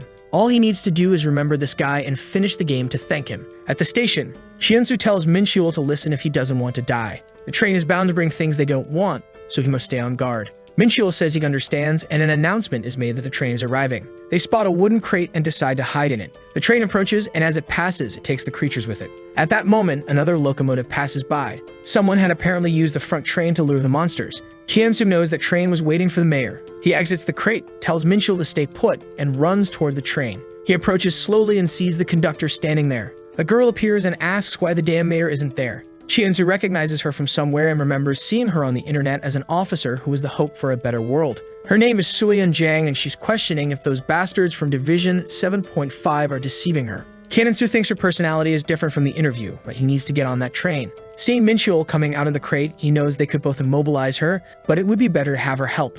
Minchul says it's just one person, so they can handle it. However, as Chiensu is about to approach, she asks who he is. Minchul is coming to strike, and Chiensu asks where he got that, telling everyone to stop. She says it seems like he thinks he can steal the train because she's alone. Chiensu says she misunderstood and shows her a card. She sees that the card says he works as security for the mayor, but doubts he's that tough. Chiensu says he has something to tell her, and the chat says here comes the craziness. He then announces that the mayor is dead. Suyeon looks confused and asks what he's talking about, especially since they had to come here attracting a bunch of monsters. Suyeon says things just got complicated and his sound echoes through the station. Chiensu suggests they leave, but she insists she was hired to retrieve the mayor. Chiensu explains that he's the only one with information about the mayor and will explain once they reach the base. She hesitates for a second but agrees, saying she'll take him to the shelter. Chiensu insists they need to bring his friend along. She looks at Minchul and says he doesn't look like a city employee. Chiensu asks if she thinks it's right to abandon a student in the middle of nowhere. She relents but says she'll confiscate that pipe. With that, they start the train and begin to leave. At that moment, they see someone coming down. It's Youngjin, and Chiensu thanks him, saying they survived because of him. Just then, he's shoved to the ground as some guys come down the stairs. Kyunsu sees it's the mayor, shouting for the train to stop. Soo-yeon steps out of the cabin, asking what that noise is. The mayor reaches out, telling them to stop the train because she's there to save him. She asks Kyunsu what's going on, and he tells her to look at what's following them. A bunch of silent girls are chasing them, and if they stop, everyone will die. She gets angry but returns to the train. The mayor calls them a bunch of bastards and asks how they dare leave him like this. Strangely, before dying, he says the code is the end. He falls to the ground and is devoured. Kyunsu asks the chat if that wasn't the best option. The chat agrees, saying Youngjin is now different. Kyunsu tells Minchul to get in. They go to the cabin and Soo-yeon demands an explanation, saying they'll be thrown out otherwise. The protagonist brazenly says everything he said is true and the mayor is dead. She asks if he thinks she's an idiot, and Kyunsu admits he never actually met the mayor. She slams him against the wall, demanding to know who he is. Kyunsu apologizes, introducing himself as Kyunsu. She questions why he lied and asks what his plan is. Kyunsu tells her that he's just a passenger on this train and never claimed to be the person on the card. He only showed it. She yells in his face, saying he deserves to be thrown out the window. Kyunsu explains that he only got the card because the original owner was left for dead. He knew the place was full of creatures and thought it was necessary to get them out of there. She kicks his foot, causing him to stumble, and warns that he still deceived her. Kyunsu recalls her interview where she mentioned people going through tough times. He says he's one of those people. She asks how he knows her name and gets flustered, saying it was just a small article. Kyunsu doesn't understand why she's suddenly blushing but continues to praise her for being a beacon of hope in a new world. She turns away embarrassed, saying that interview wasn't seen by many. She's unsure if he saw the article because he supports the police or was just bored. But then she says what's done is done, and they'll have to work together now. Kyunsu asks if she guarantees they're heading to Daejin, and she confirms it. He then questions her about Division 7.5 and if she knows anything about them. Soo-yeon explains that during the apocalypse, they are responsible for a like on this video. Do you remember that the last chapter ended when he asked Soo-yeon if she knew anything about Division 7.5? First, she told him to show some respect because she was 27 years old, so she was older than him. Secondly, she said it was really weird since she had never heard of this division before everything started. Our boy apologized and said that he was indeed 2 years younger than her. He then asked if it wasn't strange that this division was after the mayor. She explained that they had mentioned something about the administrative problem being difficult to manage with just the soldiers. Kyunsu thought that apparently more people were involved in this than he had imagined. He thanked her for the information and said he would pay the price for the ride. She doubted he would really do something like that. But then Minchul told him to take a look outside. Our boy asked what it was and approached the window. One of the silent girls had boarded. When Soo-yeon was about to ask what was going on, Shinamsu told her to stay quiet. He had no idea what to do. He knew that the creature was confused because of the train noise. She started shaking and convulsing. He didn't know how to deal with her in such a tight space. That's when the chat said it was mission time. Kill the silent girl in 5 minutes, and the reward would be the ability to see through the eyes of anyone he touched for 10 minutes. He was already angry with those cursed viewers who always gave him difficult missions. He told his friends that 5 minutes was too short. Couldn't they go a bit easier? Another viewer asked where the guy with the maxed out card was to give a better mission. Our boy was just waiting for things to improve when the super maxed out guy offered the mission to kill her in 1 hour, with a reward of the ability to increase his voice 7 times louder for 1 minute. Our boy was excited that his favorite viewer was back. However, the viewers seemed to be fighting over these missions that were risking our boy's life, wondering if they really wanted Kyunsu dead. They were indecisive, some wanting him to take the mission and others afraid of losing the whole adventure since he might die. Our boy didn't understand why they were arguing out of nowhere, and worse, he didn't know what to do either. It was a fight among the rich viewers who wanted to control him. But the missions had already been given, so he opened the door. The people in the cabin were startled. On the live stream, they told him not to do anything so reckless. Shinzu realized that she still couldn't sense him because of the train noise. He activated the system ability that canceled the hearing of any target he touched for 1 minute. He took a deep breath and gave the silent girl a little tap on the shoulder. She immediately turned and screamed in his direction, but he just tossed her arm and she ran forward because she couldn't hear anything. With that, she fell out of the train like an idiot. Our boy smiled and said that was the wrong path. He went to check to confirm she was dead. However, the damn thing, even while being dragged on the ground, was climbing back up. He wondered what kind of zombie was so determined to stay alive. He started shouting at her to let go. People in the live stream said she couldn't hear him, especially since he stole her hearing. Right, genius. With that, she almost grabbed his foot, but he quickly jabbed her hand several times. Finally, she let go of the bar, falling to the ground abandoned. Our boy just watched all dirty, but then he noticed something. The hand he had stabbed several times was hurting like hell. The live stream people congratulated him, saying he was all messed up, but he really got the job done. With that, the mission was completed and he received the rewards. He returned to the cabin. asking if the viewers had seen what he did in 5 minutes. Minchul asked if he was okay and what had happened. Our boy said the problem was already solved, and Suyeon said he was more impressive than she had imagined. He asked if she liked the performance. He said he handled it quickly, but even more impressive was how loud he could shout. Before he could laugh at the joke, our boy collapsed on the floor in agony,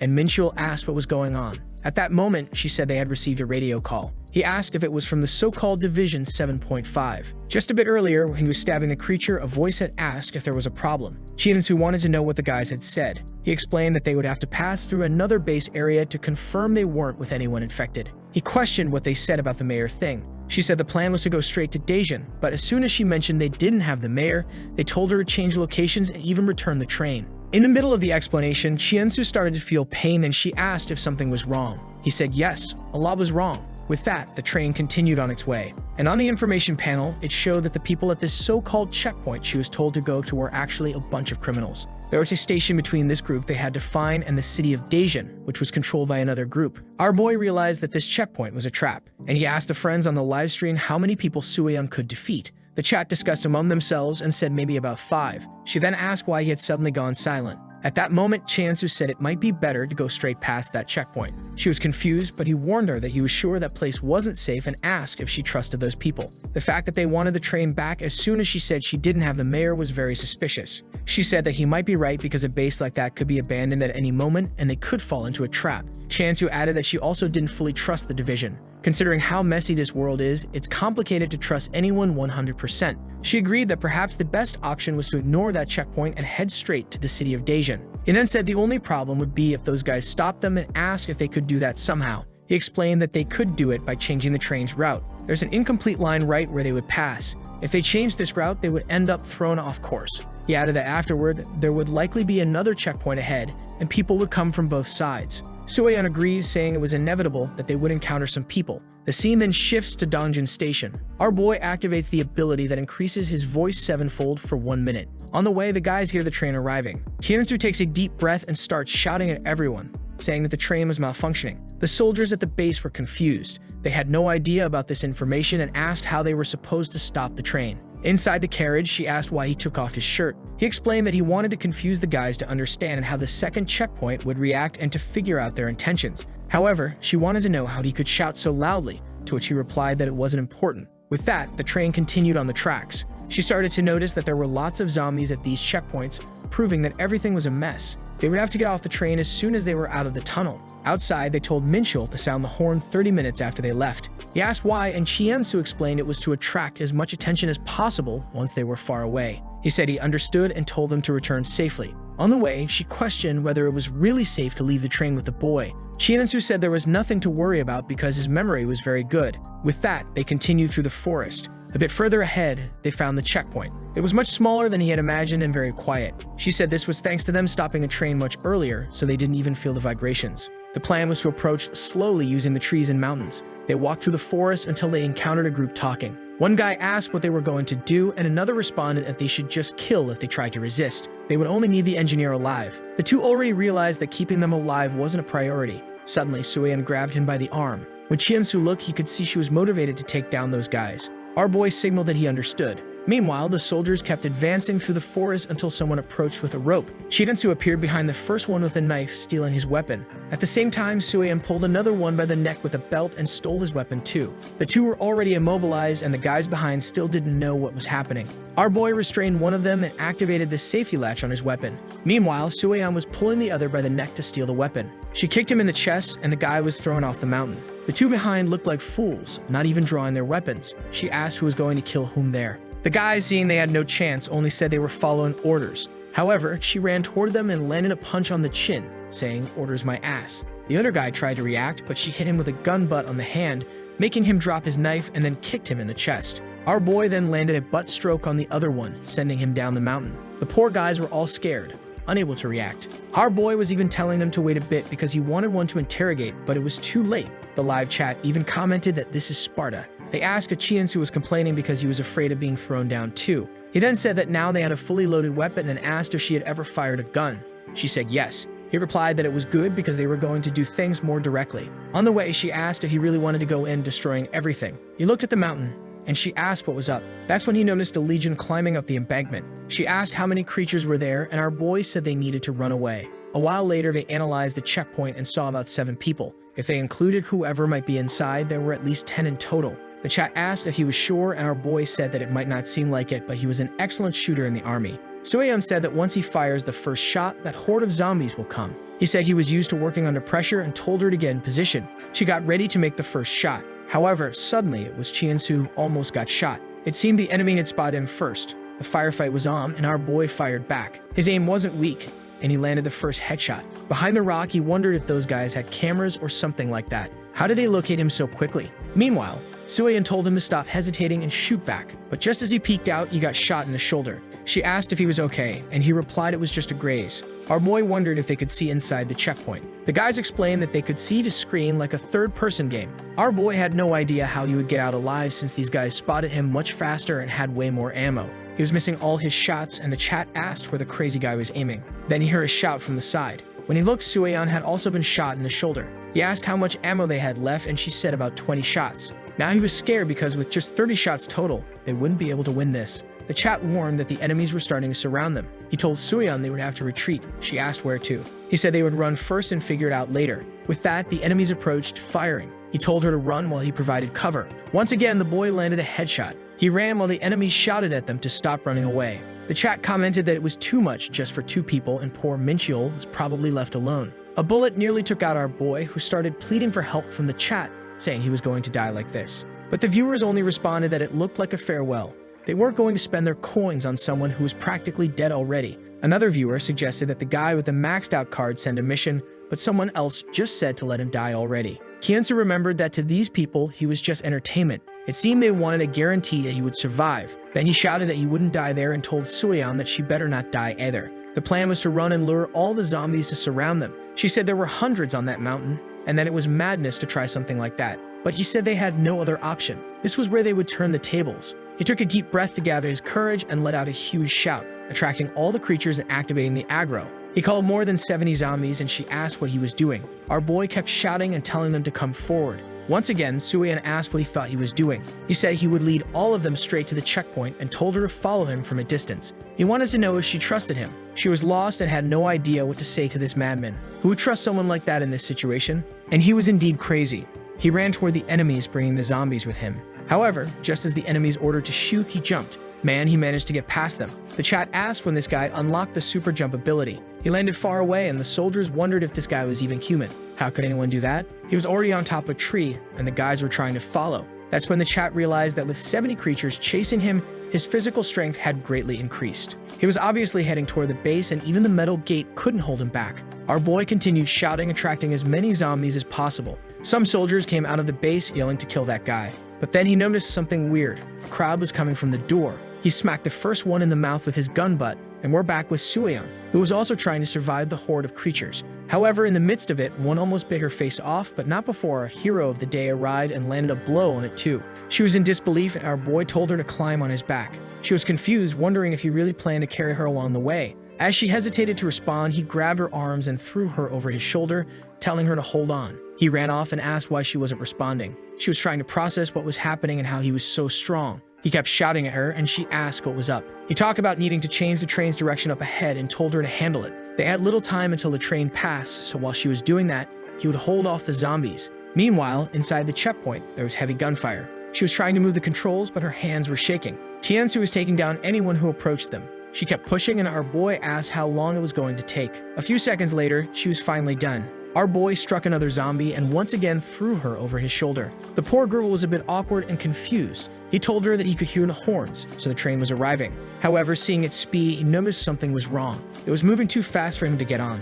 Could something have happened to Mincheol? But he didn't have time to think about that since the train wasn't stopping. He started running, and Sueyeon said the zombies were catching up. He saw that he had 35 seconds left before his aggro ability expired. He told her to hold on tight because they were getting on that train no matter what. Once again, he shouted at calling the zombies. She asked why he was drawing even more attention. However, our boy now had 87 aggro. He kept drawing attention, talking to himself that he needed more. The chat warned that at this rate, he wouldn't make it. Another viewer commented that without Sueyeon, he could make it, he just needed to let her go. However, there she was covering his back. All Chien-su needed was just a little more time. He had 90 aggro and 14 seconds left. His physical abilities were boosted by 1000%. People in the chat praised him, saying he was almost there. Suddenly, our boy told her to hold on tight, even if it hurt. With that, she was thrown. She slammed her back against the train, but before falling back, she managed to grab onto the bar. 7 seconds remained, and he told her to hold on. He jumped, cursing Minchul as a bastard. He managed to get there and even saved her. When she looked up, our boy said he had caught her.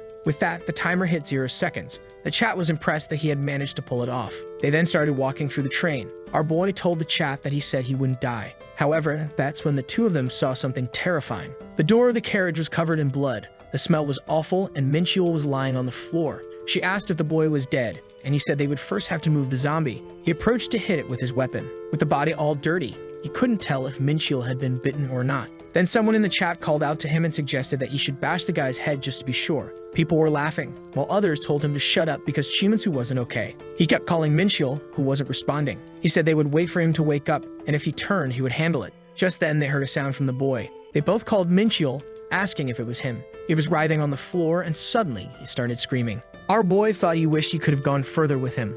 Unfortunately, this was the result of the strategy. But then the fool put his hand on his head, saying it hurt like hell. Out of nowhere, our boy dropped his weapon and grabbed Minchul's face. It looked like he was about to hug him, but he just wanted to know if the guy hadn't been bitten. Minchul said no, he had killed that creature but slipped and hit his head. Now our boy hugged him, saying he thought he was dead. The chat commented that Chiansu should check again, and Minchul realized that he didn't know our boy had this side. At that moment, he began to search Minchul thoroughly to make sure. Once confirmed, he hugged him again. Chiansu said he was relieved that everything worked out in the end. Minchul then asked how they managed to get on the moving train. That's when Suyeon snapped back to reality and asked our boy how he managed to throw her in midair. Our boy told her not to say things like that as it could cause a misunderstanding. However, she pointed out that he had been running with the train while carrying her on his back and that it didn't make sense. He replied that he never knew he was that strong and had seemingly awakened some kind of power in the midst of danger. It's like those stories about a mother lifting a car to save her child. Suyeon said she had heard many stories like that, but seeing something happen was truly incredible. At that moment, a sound started coming from the radio. Someone was asking the train to respond and asking who was there. She recognized it as Division 7.5 and asked Taeyeonsu what they were going to do. The chat likely knew they were trying to contact the checkpoint and that no one was answering. Chiansu responded saying he was a passenger and the person asked for his identity. He just said he was a civilian. The person then asked if he had stopped at the checkpoint as ordered. Our boy tried to think of the right way to respond. He then said they had to fix the train along the way, and when they returned, they found the checkpoint personnel dealing with a massive horde. All the soldiers were trying to escape, but he was the only one who made it. The person questioned if he was really the only survivor. He said yes, adding that the engineer had started the train, but she was bitten and jumped off. Suyeon was about to tell him not to kill her off like that, but he just covered her mouth and asked what he should do and if those people were from Division 7.5. The person confirmed that they were, but still questioned if he was really the only survivor. Our boy started making a distorted voice, asking if they could hear him and said the signal was breaking up. The guy asked him to wait, but Chiansu said he'd meet them at the Daejeon station. The guy said that was fine, and that all Chiansu had to do was pull the brake, and they would handle the rest. She praised our boy's ability to lie, and he said now they knew they couldn't stop at that station in Daejeon. She then asked if there was any place they could stay before reaching the city. She mentioned remembering a small forest before the main city. So off they went with our boy saying that this place looked more like a jungle. Chiansu asked if that pipe was useful, and Minchil said yes. The guys mentioned that Chiansu seemed to like it, but it was time for him to get a decent weapon. What Chiansu noticed was odd was that the place was too quiet. There wasn't a sound from a single bird, just their footsteps in the midst of it all. Suddenly, he seemed to sense something strange. He asked if the others had heard something, and they said no. Then he asked the chat, and they said they only heard one sound. It seemed our boy was losing his mind because he was hearing something only he could hear. He asked Suyeon how big the place was. She said they'd be out of there in about 20 minutes at most, but the darkness was a problem. Minkyul said he had memorized the map and would lead the way. Chiansu said it was always good to have him around. They continued moving forward until Chiansu suddenly shouted for Minkyul. The kid was almost attacked but managed to defend himself. Chiansu grabbed him by his backpack, telling him to get back. Strangely, it was a tree trunk that had attacked. Chiansu asked if that wasn't a bit too much for them. People on the live stream recognized it as the cruel tree. Our boy asked what that meant, and they said it was basically an army of monsters. Another one attacked the ground, with a branch coming their way. Suyeon managed to defend them. Chiansu noted that the attacks were fast, but their movements were slow, so they had to flee. Minchil understood and said he'd take the fastest route. They followed the side route, but after running a bit, they encountered another cruel tree. Minchil changed direction again. Chiansu was confident they could escape them, but there was an attack coming from behind. He dodged it, but someone got thrown far away. Our boy fell flat on his face like a fool and Suyun was scared. That tree was much bigger than the others and had separated them from Mincheol. The poor guy had to get up immediately, and Chiensu shouted that they would meet him at the entrance. Mincheol said he understood, but there was a problem, and then he got hit. Brave as he was, he told Chiensu to run. He managed to get out of the way and started fleeing, saying it was best if everyone made it out alive. Suyen and Chiensu were trying to find a way out, and she wanted to know why they were being surrounded like that. The strangest thing was that Chiensu's aggro ability wasn't activating. It was then explained that it was because the trees weren't targeting him. They didn't have eyes or ears. Chiensu kicked one of them and finally the first aggro activated. He told Suyen to stop hitting them because those monsters only sensed them through contact. She realized that hitting them put them at a disadvantage. He grabbed her arm and said they would have to run and circle around them to pass. He hoped that Mincheol had made it out alive. Mincheol was now approaching the entrance. The trees seemed to stop when there was no more soil. Now the problem was where Chiensu was and what he should do until they arrived. He knew it was dangerous to go back, but he remembered the hug. Chiensu had told him to wait at the entrance, but it seemed Mincheol had an idea because he headed to the convenience store, praying that no one was inside. He grabbed some beers and some towels. A left turn, and you can imagine what he was going to do. The next scene showed him setting things on fire and running through the forest, looking for Chiensu. He went to the trees that didn't react and set them ablaze. As soon as they started burning, they ran. He grew more confident, saying they didn't seem so tough now. Someone called Greenpeace because the kid set everything on fire and he wasn't stopping. The trees were running around in a panic, and as they became weaker, dodging them became easier. Strangely, one of them exploded out of nowhere, and he was confused as to why that happened. Then he realized that they were all entering some kind of combustion form. They kept chasing and he ran away, shouting to keep a distance, but he tripped and fell on the ground like a fool until someone seemed to throw a bucket of water. With that, the trees were extinguished. He wondered why they stopped and someone warned that they were going to explode. It was the old man who told the boy to take the chance to run. As he began to stand up, the tree exploded. The old man grabbed Mincheol's arm and told him they needed to get out of there. Mincheol tried to explain that he had friends he was waiting for, but the old man told him to forget about them and asked if he couldn't see those creatures. He pulled Mincheol onto a path, saying it was the only way to leave this place. However, Mincheol found it strange. He hadn't seen anything like this on the map. Suddenly, the old man stopped and lifted the cover of a manhole. Before Mincheol could say anything, he was pushed down. The boy was thrown down there. As he began to get up, the old man was climbing down.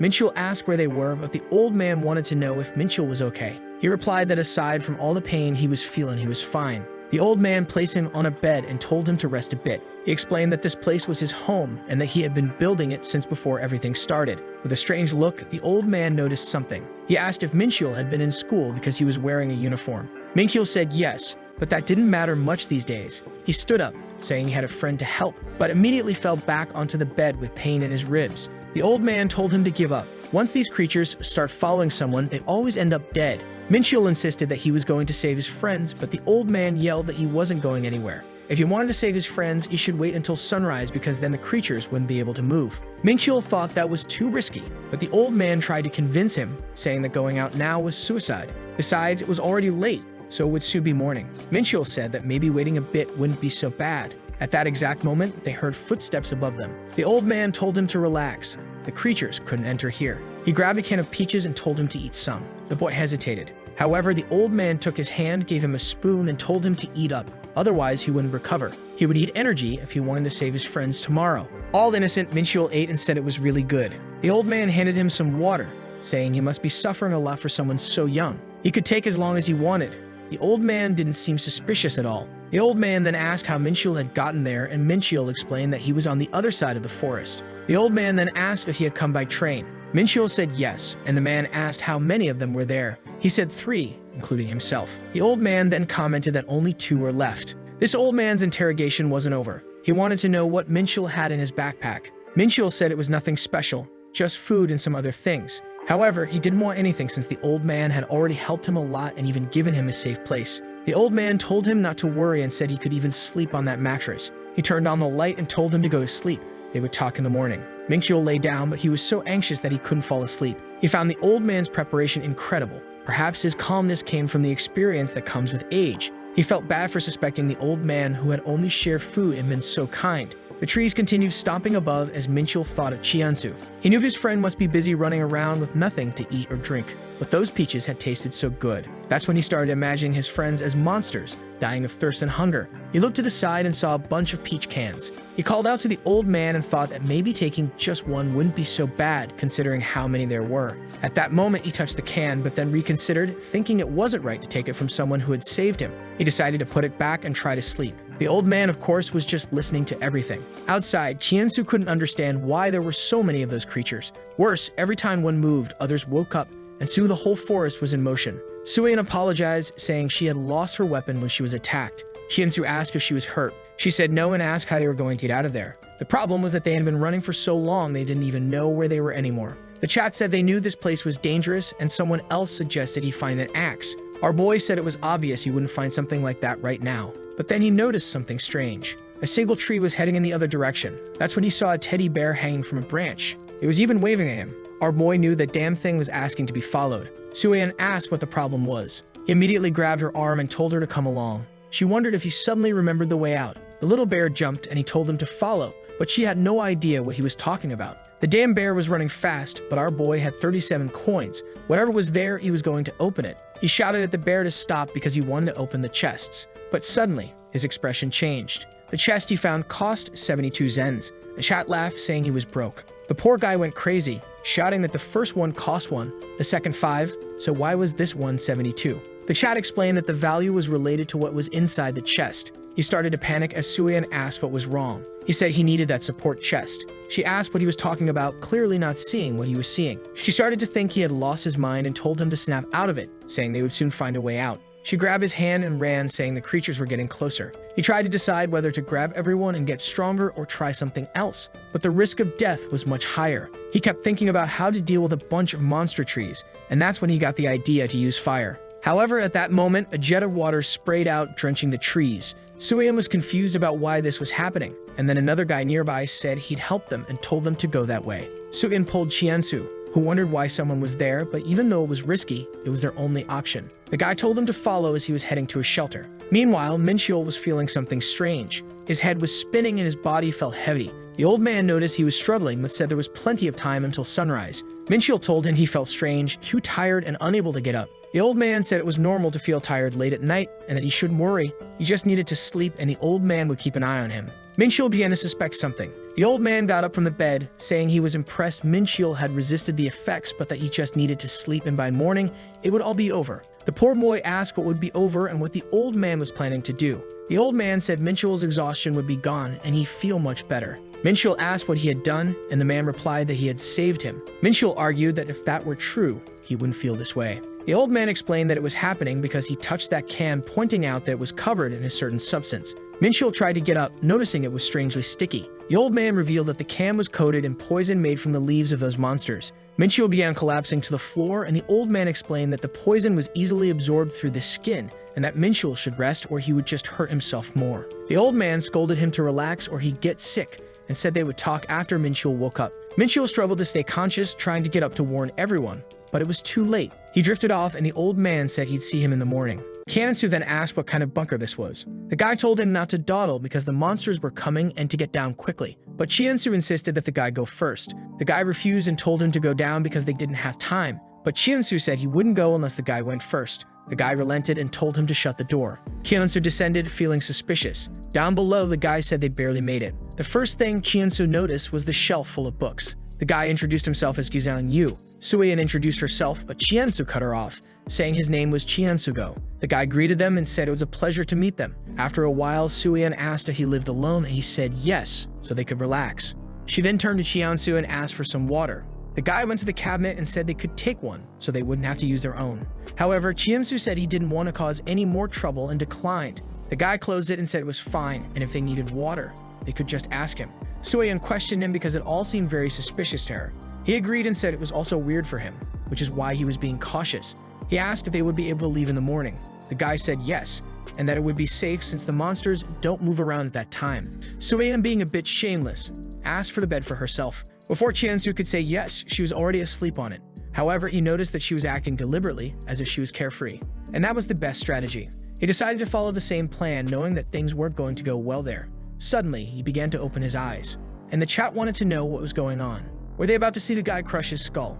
People started spamming messages telling him to wake up quickly, and the guy was getting closer. Then Chiensu opened his eyes and asked what he was doing. The guy was startled and said he was just coming to put a blanket on him because he looked cold. The people in the chat started laughing, saying the guy got scared of a blanket. The guy also handed him a pillow, saying that the floor in that place was pretty hard. Chiensu thanked him and lay back on the ground. It was hard to stay awake because it had been a while since he last laid in a bed. All he wanted was to know how Minchul was doing. The chat told him not to fall asleep.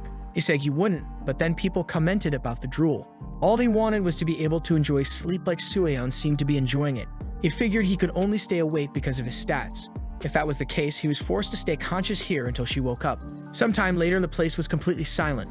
Kiansu stood up, saying that the bastard had finally fallen asleep. Kiansu asked the chat what to do, and they said he seemed cautious. The place was well prepared. No wonder this guy had survived for so long. The question remained, why would someone who knew the area so well go out at night when the trees were moving? He needed to learn more about this guy, and he couldn't see any cameras around. Not to mention, he had a lot of those peach cans. So our boy reached out to grab one. He noticed that each can had a different logo on it. He figured some of them probably contained something off. The chat warned him to be careful because the crazy guy would wake up soon. Chiemsu approached the man's body, which suddenly woke up in shock. Our boy had already immobilized him, and the man asked what he thought he was doing. Chiensu replied that he was the one who wanted answers since the man reacted before he even touched him. Jizung kept begging to be released and Sueyan began to wake up. Chiensu immediately told her to bring a blanket because they were going to restrain the guy. She said she knew something like this would happen. Chiensu asked how she was so sure, considering she was the first to fall asleep. She replied that she slept because she felt safe knowing Chiensu had said he would handle everything. They tied him up and the chat suggested binding him to the staircase to prevent him from escaping. The man who had helped them was completely restrained and asked what they were doing. Chiensu told him to stay there for a while, and then he could enjoy the bed again. The man asked Sueyan for help, saying this was ridiculous, but she replied that it was a shame, and you have to spend the night tied up. The man was seething with anger at those brats, but he eventually fell asleep too. Now our boy was completely knocked out, and Sueyan had fallen asleep again, until she heard a beeping sound. She woke Chiensu up, asking what that noise was. She noticed he had set an alarm for 7 in the morning right after falling asleep. Hizung asked to be untied now that they had both had a good night's sleep. Sueyan agreed it had been a wonderful night, and she couldn't hear anything outside. She tried waking Chiensu up, telling him to get up, but our boy wasn't moving. She kept insisting, asking what was going on, but he was completely unresponsive. She asked Gizong what he had done, but he said he was tied up and couldn't have done anything. She insisted that he better explain because something had clearly happened. The man said maybe Chiensu was just a heavy sleeper. She said she was sure he had done something. The man asked how he could be accused when he hadn't even left his spot. She grabbed him by the neck, demanding answers. That's when he admitted that Chiensu had probably touched one of those cams without realizing it because it was too dark. He explained that he had coated the cams with poison, a trap for ungrateful thieves. Sueyan demanded the antidote, threatening to beat him to death, but he claimed he'd never heard of such a thing. He said he might remember if they untied him. She kicked him in the face. The man said she was more violent than he expected. She warned that if he didn't reveal the antidote, he'd die tied up. He replied that she didn't need to untie him. Suddenly, something started to burn on his back. She jumped back as the entire man was engulfed in flames, saying she should have checked his pockets because he always carried a lighter and wore flammable clothes. Sueyan asked if he lost his mind. He said no, he was just starting to have fun. Sueyan ran to Chiensu and grabbed his blanket, using it to try and put out the flames, but the place was filling with smoke. She ran to the bathroom, grabbed a hose, and managed to put the fire out. However, now the guy had broken free from his restraints. He was alive and elbowing his way forward. He pinned her against the wall and said it was her turn to try to escape, but she landed a kick right between his legs, telling the fool to get off her. He writhed in pain and she started coughing. The air was unbreathable, and she couldn't even see Chiensu. Then she heard something behind her. Jizong was already on top of her with a mask, knocking her to the ground and telling her it was her turn to die. She tried to stretch her arm toward a can, but unfortunately, she fell, and he told her not to play with food. He said he would thank the two of them for showing up because he needed some fertilizer. She asked what he meant, and he said they wouldn't be leaving because they had harmed his precious trees. If he had been burned to death, he would also be used as fertilizer, something even that old man would probably do. Sueyan realized that this guy was a total lunatic, and there was no dealing with him. If she lost consciousness now, it would be the end of everything. Sueyan screamed for Chiensu again. The man told her to stop yelling, saying the poison Chiensu had touched would last at least another half day. She should go back to sleep, and that way her death would be less painful. With that, Sueyan lost consciousness until she suddenly felt the sunlight. Chiensu got open the entrance, saying that now the place was much better, and he would flash a confident smile. Jizung asked how that was possible. Chiensu descended, asking why he had burned that ladder. Now when he and Sueyan tried to leave, he would have to jump. The man said first of all, a jump that high did make sense, and secondly, how was Chiansu already awake? Chiansu admitted the poison was dangerous and he had almost died, but he put that aside and said it was time for Gizong to pay for his favor. Chiansu grabbed Gizong's arm and twisted it. The man swung to punch him, demanding to be released, but Chiansu caught him and said that his live stream viewers wouldn't like seeing their streamer beaten up. The guy was confused, asking what he was talking about, and Chiansu simply replied that his body was different from other people's, which was why he could jump like that. The mask was lying on the ground and Gizong was already grabbed by the neck, with Chiansu asking if it was hard to breathe. Gizong tried to bite him and Chiansu asked if he was cosplaying as a zombie, but then Gizong hit him in the face with a can followed by a punch. The Eddie collapsed to the ground and Suyan started stomping on him, telling him to die already. Chiansu grabbed her hand and said that was enough. He began washing her hands, saying she had made a mess by touching those cans.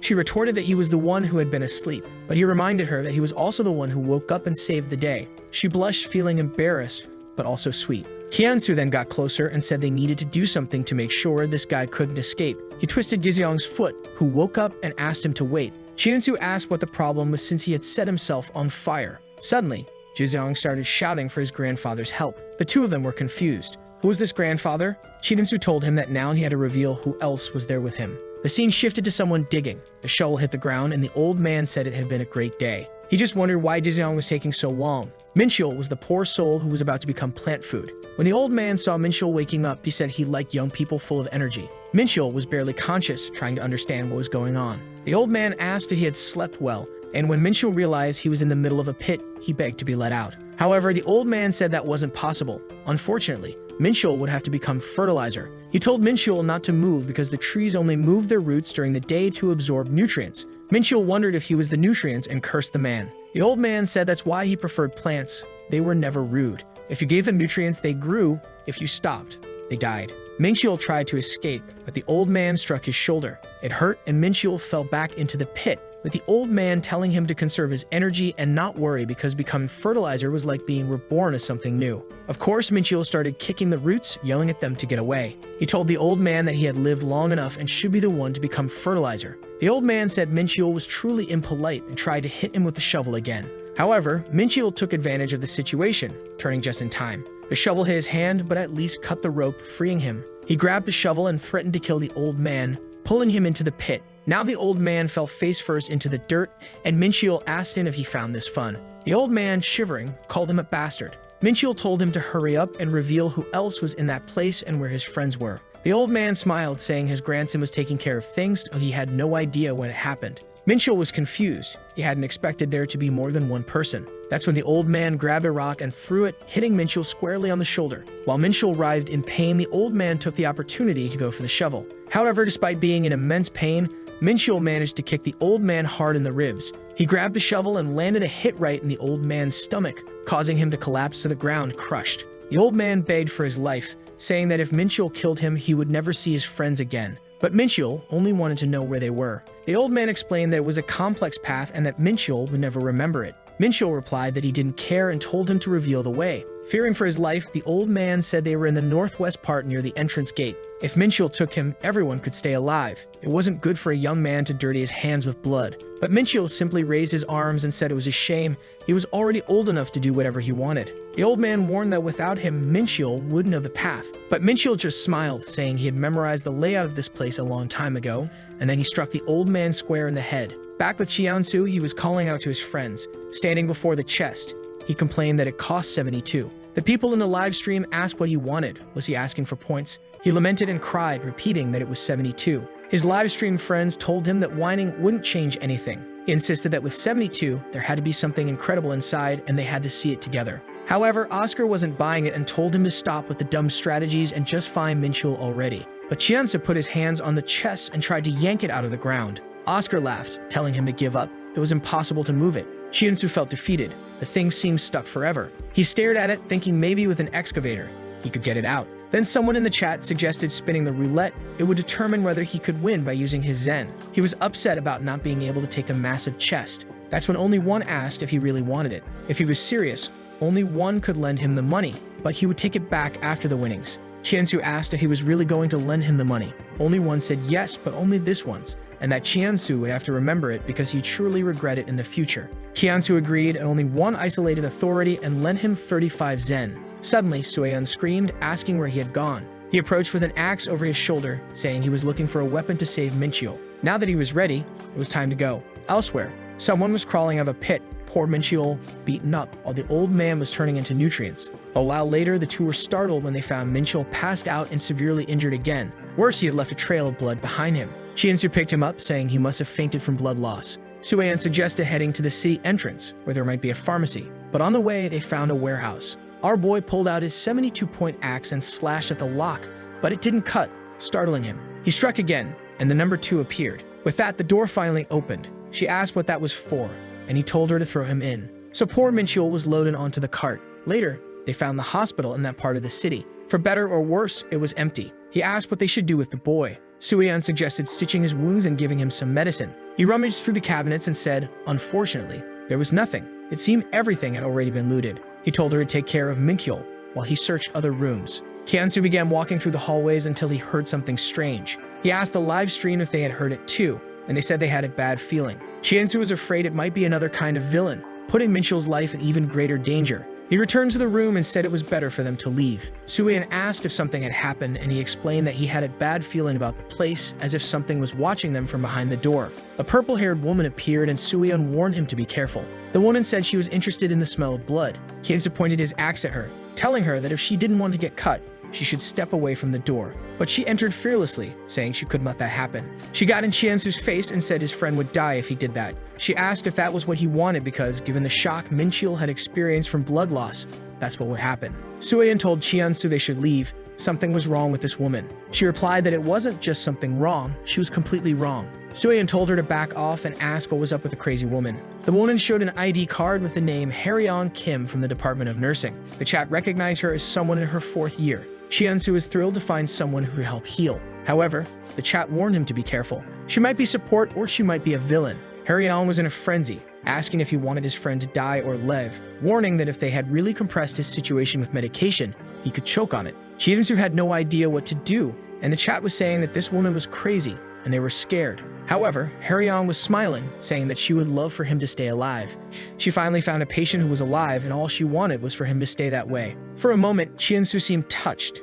As crazy as she was, her gaze seemed sincere. A while later, Mincheol was waking up, and an old man was in his face, striking him with a shovel. It seemed like the boy was trapped in a nightmare, falling into a pit and being absorbed, desperately screaming for help. Finally, he woke up in the hospital, frightened. He looked to his side and saw Sueyeon and Chiensu. The people in the live chat praised the doctor, saying her support skills were incredible. Chiensu said Mincheol almost died from blood loss. Sueyeon explained that he had been asleep for more than half a day. The boy was emotional and even the chat was tearing up. He got up and asked what happened to the old man. Chiensu explained that he found the guy dead when he reached him. Mincheol then asked who that crazy girl behind him was. At that moment, she stepped forward and introduced herself as Haryeon, saying that she was the one who saved him and that he should be grateful. Mincheol, feeling awkward, thanked her and she seemed genuinely happy. Chiensu thought her skills weren't bad and maybe they should bring her along. The problem was that with her personality, you could never tell how she'd react in tough situations. So he said that now that Mincheol was awake, they should leave. On their way out, Chiensu knelt and told Mincheol to hop on his back, or maybe he wanted to be carried in the cart again. Then he turned to Haryeon and said it was a brief encounter, but he wanted to thank her. Sueyeon handed her some supplies. The three of them started walking away, with Chiensu complaining that carrying Mincheol was tough. Meanwhile, Haryeon was left behind in the hospital. Sueyeon noted that the strangest thing about the city was that they hadn't seen a single zombie yet. Chiensu said it was weird, but they should always stay on guard. Mincheol then said he was tired of being carried and preferred to walk. Chiensu helped him up and Sueyeon asked if they were hungry. Since there was still gas, they could probably use the stove. They entered a shop that seemed untouched. Finally, it was a place with no bodies on the ground. Mincheol said he checked to see if there were any supplies, but Chiensu warned him not to do that because the fridge wasn't running, meaning everything inside would have gone bad a long time ago. Mincheol let go of the door handle and said he understood. Sueyeon said she found 2 packs of instant noodles, some seasonings, and a water purifier. Chiensu said that if they found those, there might be more, so he would look around. The chat told him to go back and open that fridge because there might be some terrifying water inside. He said if they wanted, they could donate some zen, and he would open it. The chatters responded that it was his fault for owing so much. Luckily, the area still had plenty of supplies, though the ready-made meals were all spoiled. Chiensu said it was enough and decided it was time to head back. However, he noticed something strange, a creature staring at him from the door. He asked the chat why they weren't watching his back. He then approached Haryeon and asked if she was following them. He opened the door and told her to come in, asking why she was following them when he had already paid her for the help she gave. Feeling embarrassed, she admitted that she knew that but was worried her patient might reopen his wounds and she would have to treat him again. Maybe something like that could happen. She explained that she wanted to stay close to them until he fully recovered. Chiensu told her that if that was the case, she should have asked Mincheol and not him. And if she was talking to the leader, maybe she wanted to join the group, didn't she? Chiensu noticed she was flustered. Maybe this was her real personality. Perhaps she only acted confident and crazy when she was taking care of someone. Plus, she was probably alone in this place because she had been abandoned. He then got in her face and said it was fine, but he would set a condition. In the next scene, he returned with a bunch of supplies, saying he would cook and told Suyeon to heat up the pan. Suyeon said she couldn't believe it, but Chiensu told her he would show her the experience of living alone for a long time. The chat joked, asking if it was a rare Chiensu mukbang, but their heat was starting to cook. He set a mental limit of 30 minutes, handling the spatula delicately. Suvni had burgers on the skillet, along with some vegetables. He tossed in the instant noodles. When it came to preparing ready-to-eat food, he was a pro. All he had to do was throw everything in the pan and heat it the right way. Chiensu was the convenience store chef.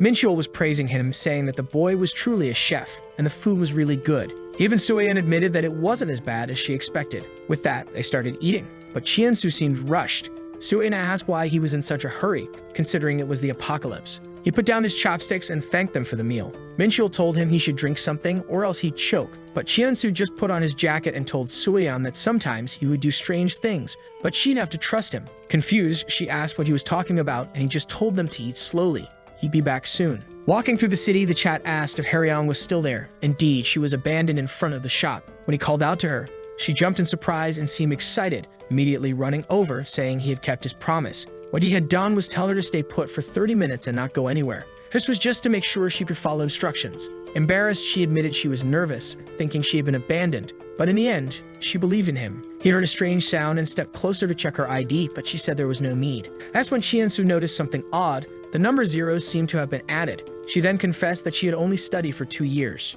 She put the 0 on when soldiers came because they said they were only taking people from higher classes. Unfortunately, there wasn't enough space in the vehicles, so in the end it didn't matter. That's why she no longer needed it. Kinansu returned the ID, saying that it was still hers in the end and she didn't have to worry anymore because she would be traveling with them. She lit up with excitement, saying that although she hadn't studied much, she had plenty of practical experience. He just told them to get moving. She asked if she could call him Mr. Chiensu. Taken aback, Chiensu's hair stood on end. He said he had never been called that before. The chat joked, asking if he would soon be called Master. In the next scene, the two of them were in shock as Haryong cheerfully said she was excited to travel with everyone. Suyeon seemed confused and asked Chiensu if he was sure about this. He replied that Haryong had helped them and seemed to have some problems. It looked like she'd been abandoned by her previous group. They both immediately understood why she was alone. Chiensu explained that this was one of those moments when he would do things she wouldn't understand. She would just have to trust him and accept Haryong as part of the team. Mincheol responded that if that was the case, he trusted her. Not only had she saved him, but he was also sure Chiensu wouldn't bring her along without a reason. He looked at Suyeon and said it was the best option. She said she wouldn't be the odd one out, and if everyone had reached a consensus, then that was that. Chiensu then told everyone to pay attention. Haryong had explained that the trees were everywhere in the region, which was why there were no zombies around. They were probably consuming everything. Chiensu suggested they take a look. He struck the tree with his axe, and the number 1 appeared. People nearby noticed a liquid seeping out, but Chiensu was more interested in the numbers appearing with each cut. Another strike raised the number to 2, and another took it to 3. He realized it was some sort of hit counter. Suyeon opened the door and told him to come in because she needed to talk about something. He was confused, especially since he had just gone out. Then the radio began playing a message. Someone announced that it was directed at all survivors up to that point, urging them to find the refugee camp they had set up. Chiensu immediately recognized it as Division 7.5. The message said not to go to any other points of interest scattered throughout the city. They would find ways to reach them at certain train stations and bus stops. The nation hadn't given up on them. Chiensu asked Suyeon where she got the radio. She said it was already in the shop and she found it as soon as he went to the convenience store. Chiensu started to find it strange. How did these people have so much influence if they weren't really military? The chat warned him to be careful, saying Division 7.5 not only looked like a scary gang, but probably was one. Suyeon asked what they were going to do.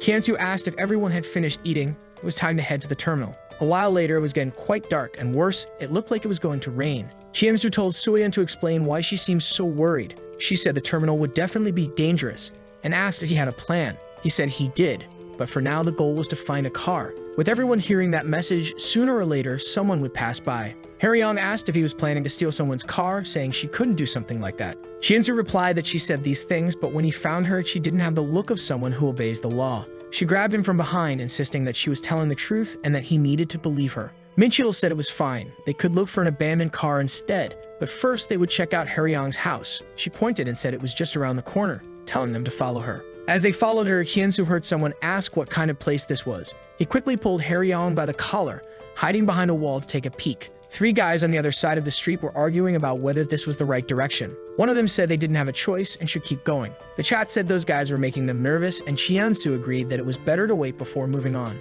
Even though they didn't know who those people were, it was best not to get involved. After observing for a while, it was time to continue. Finally, Haryong said they had arrived. This was where they would stay. Minchil, still traumatized, asked if she lived in the sewers. She even had a special cart to remove the cover, which she had taken from a construction site. Hyunsu was impressed by how prepared she was. But now, with the cover off, he asked what they were going to do next. Suddenly, they heard footsteps.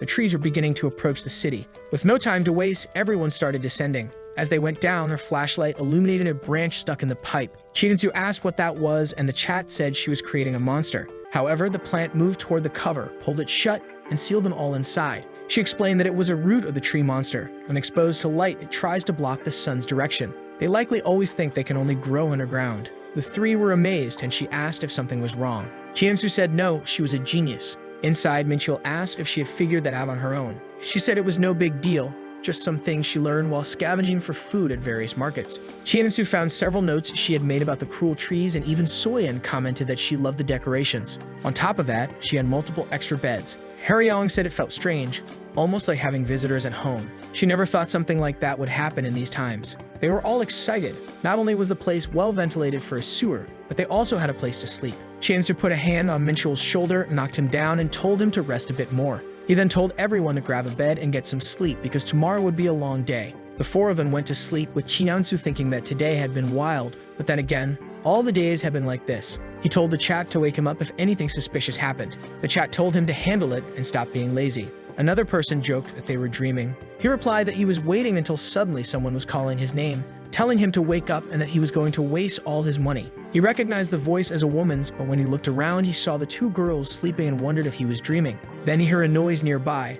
The branch from before was clinging to the pipe. The chat commented that it took him forever to wake up considering the noise. Hyunsu asked why they didn't try harder to wake him, and someone said they did, even spending a lot of Zen just to use the communication function. Hyunsu asked if the voice in his dream was theirs. They explained that the voice function had been added while he was sleeping. Hyunsu wondered why the game had secret updates. He went to talk to Haryong, who was sleeping face down on the floor. She turned to him, monstrous looking, and asked what Mr. Hyunsu wanted. He told her to deal with the plant breaking through the pipe. She explained that it was normal.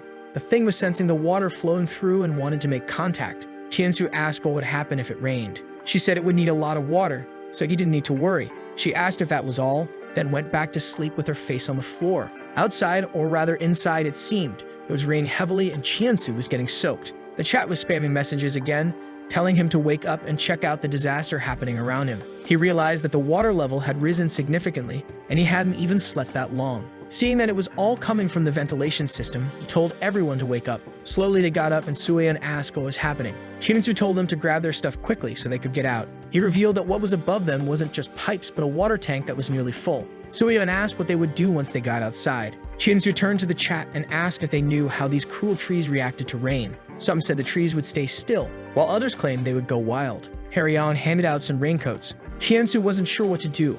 Outside, it was full of monsters, and inside, they were about to be submerged. It hadn't been long, and the water was already reaching Minchil's knees. He warned everyone to get ready. They were going to have to escape. Someone in the chat mentioned that this might not be an ordinary rain. There was a creature that could affect the environment around it. Maybe that was the case this time. Hyunsu picked up a rock from the ground and threw it into the water. Nothing seemed to stir, but then an eye appeared from below. Minchil asked if it was just him, or was that a crocodile? Hyunsu asked his chat what that thing was, and they replied that it was El Croco, a creature that only appears in places with high water levels. Above them, Haryong said she couldn't get the exit open. Hyunsu immediately knew what was happening. There was a tree blocking it from above. The chat told him he would have to face that creature head-on, but Hyunsu was trying to think of a way to get out of this situation. He then asked Haryong if the trees grew rapidly when they absorbed a lot of water. She confirmed that they did, but it had to be a large quantity. Hyunsu said he understood. He raised his axe and told everyone to stay away from the stairs. He then makes a cut on the trunk and it comes into contact with the water, and at that moment, he hesitates to see what will happen. The place remains silent and the people in the chat laugh as it seems the plan didn't work. He then asked Haryong if she's sure it would grow, and she says probably, but she had never given it so much water before. Suddenly, the water starts to get murky, and at that moment, a branch shoots out from it and begins hitting all the walls. Kimitsu gets excited, saying the counterattack had been a success. The best way to defeat a monster was by using another one. Although the alligator was fighting well, the tree kept growing and absorbing water. With so much available, the little creature didn't stand a chance. However, Minchul asked if he was sure about that. The creature seemed to have died after a while, and the people in the chat commented that it had grown too big, and now he would have to run. The tentacle was still trembling on the ground. Kimitsu started to gather his courage, and then he said he knew there was something special about that axe. He started to descend, saying it was time to chop some wood. The chat got excited, saying it was now time for him to show what he was capable of. His friends were startled as he jumped, and at that moment, the stream exploded with support, and several other viewers sent him a mission. He had to defeat that cruel tree using the axe to receive 20 coins,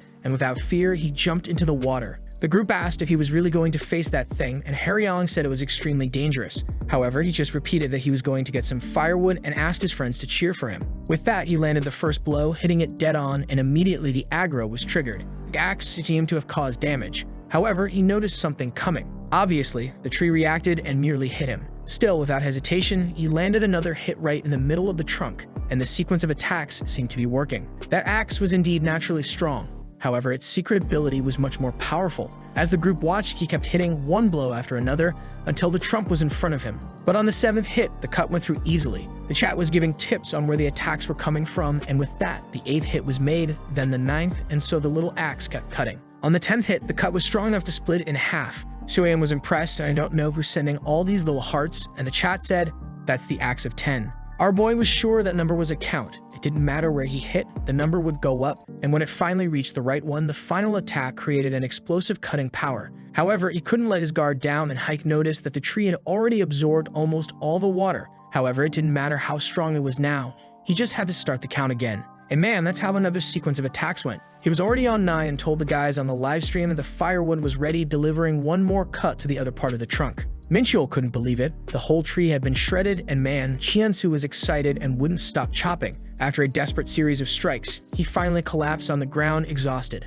However, the mission was completed, and he received the reward. Of course, he never wanted to do something like that again, but the others joked that it would be fun next time too. He then looked up and said everyone could come down, while the others were still impressed, and Haryong was a bit embarrassed. They came down and asked if he was sure it was dead, and she said not to touch something like that. However, Haryong was already eager to run some experiments. Our boy questioned how she could think of something like that after nearly dying. He then said it was probably already dawn, and since the rain had stopped, they could likely head outside. Sometime later, they were all standing in front of a store. It was one of those stores that sells a bit of everything. Minchul went to grab some clothes and a backpack, and our boy took the opportunity to grab a baseball bat that was lying around. The chat was laughing when suddenly, they all heard someone swearing. They hid to see what was going on. Outside, a man was angry and another approached, saying those damn people had disappeared. With that, they ran off, saying that if they didn't find them, the leader would deal with them. Sueyan was worried, wanting to know who those people were, and Chiansu knew they weren't the same as before. However, they seemed somewhat similar, and maybe they were part of the same group. That's when he noticed something strange.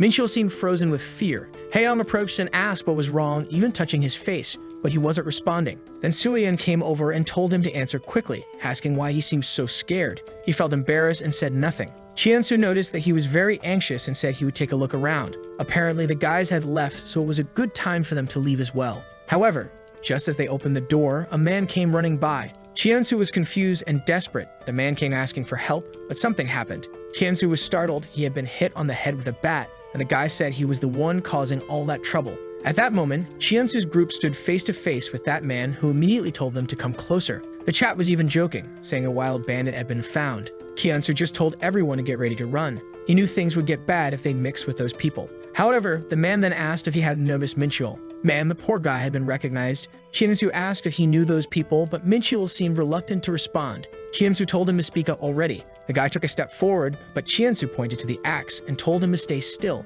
They were leaving and it was better if they didn't take another step. The guy laughed, saying Chiansu was bold, and asked why he didn't let him greet his old friend, whom he missed so much. Chiansu simply replied that he didn't seem to miss him that much and said goodbye. However, The man said it wasn't up to him to decide and asked if Minchul wasn't going to say anything. The poor guy seemed to retreat and didn't respond. Hyunsu began to realize the situation was getting complicated, but he warned the guys that they would regret it if they didn't leave him alone. The man replied that they seemed full of themselves, but out of respect for old times with Minchul, he would give them a count from 1 to 3. He then counted 1, counted 2, and on 3, he charged at them. However, Hyunsu deflected the attack, causing the guy to drop the bat, and in the same instant he went for him.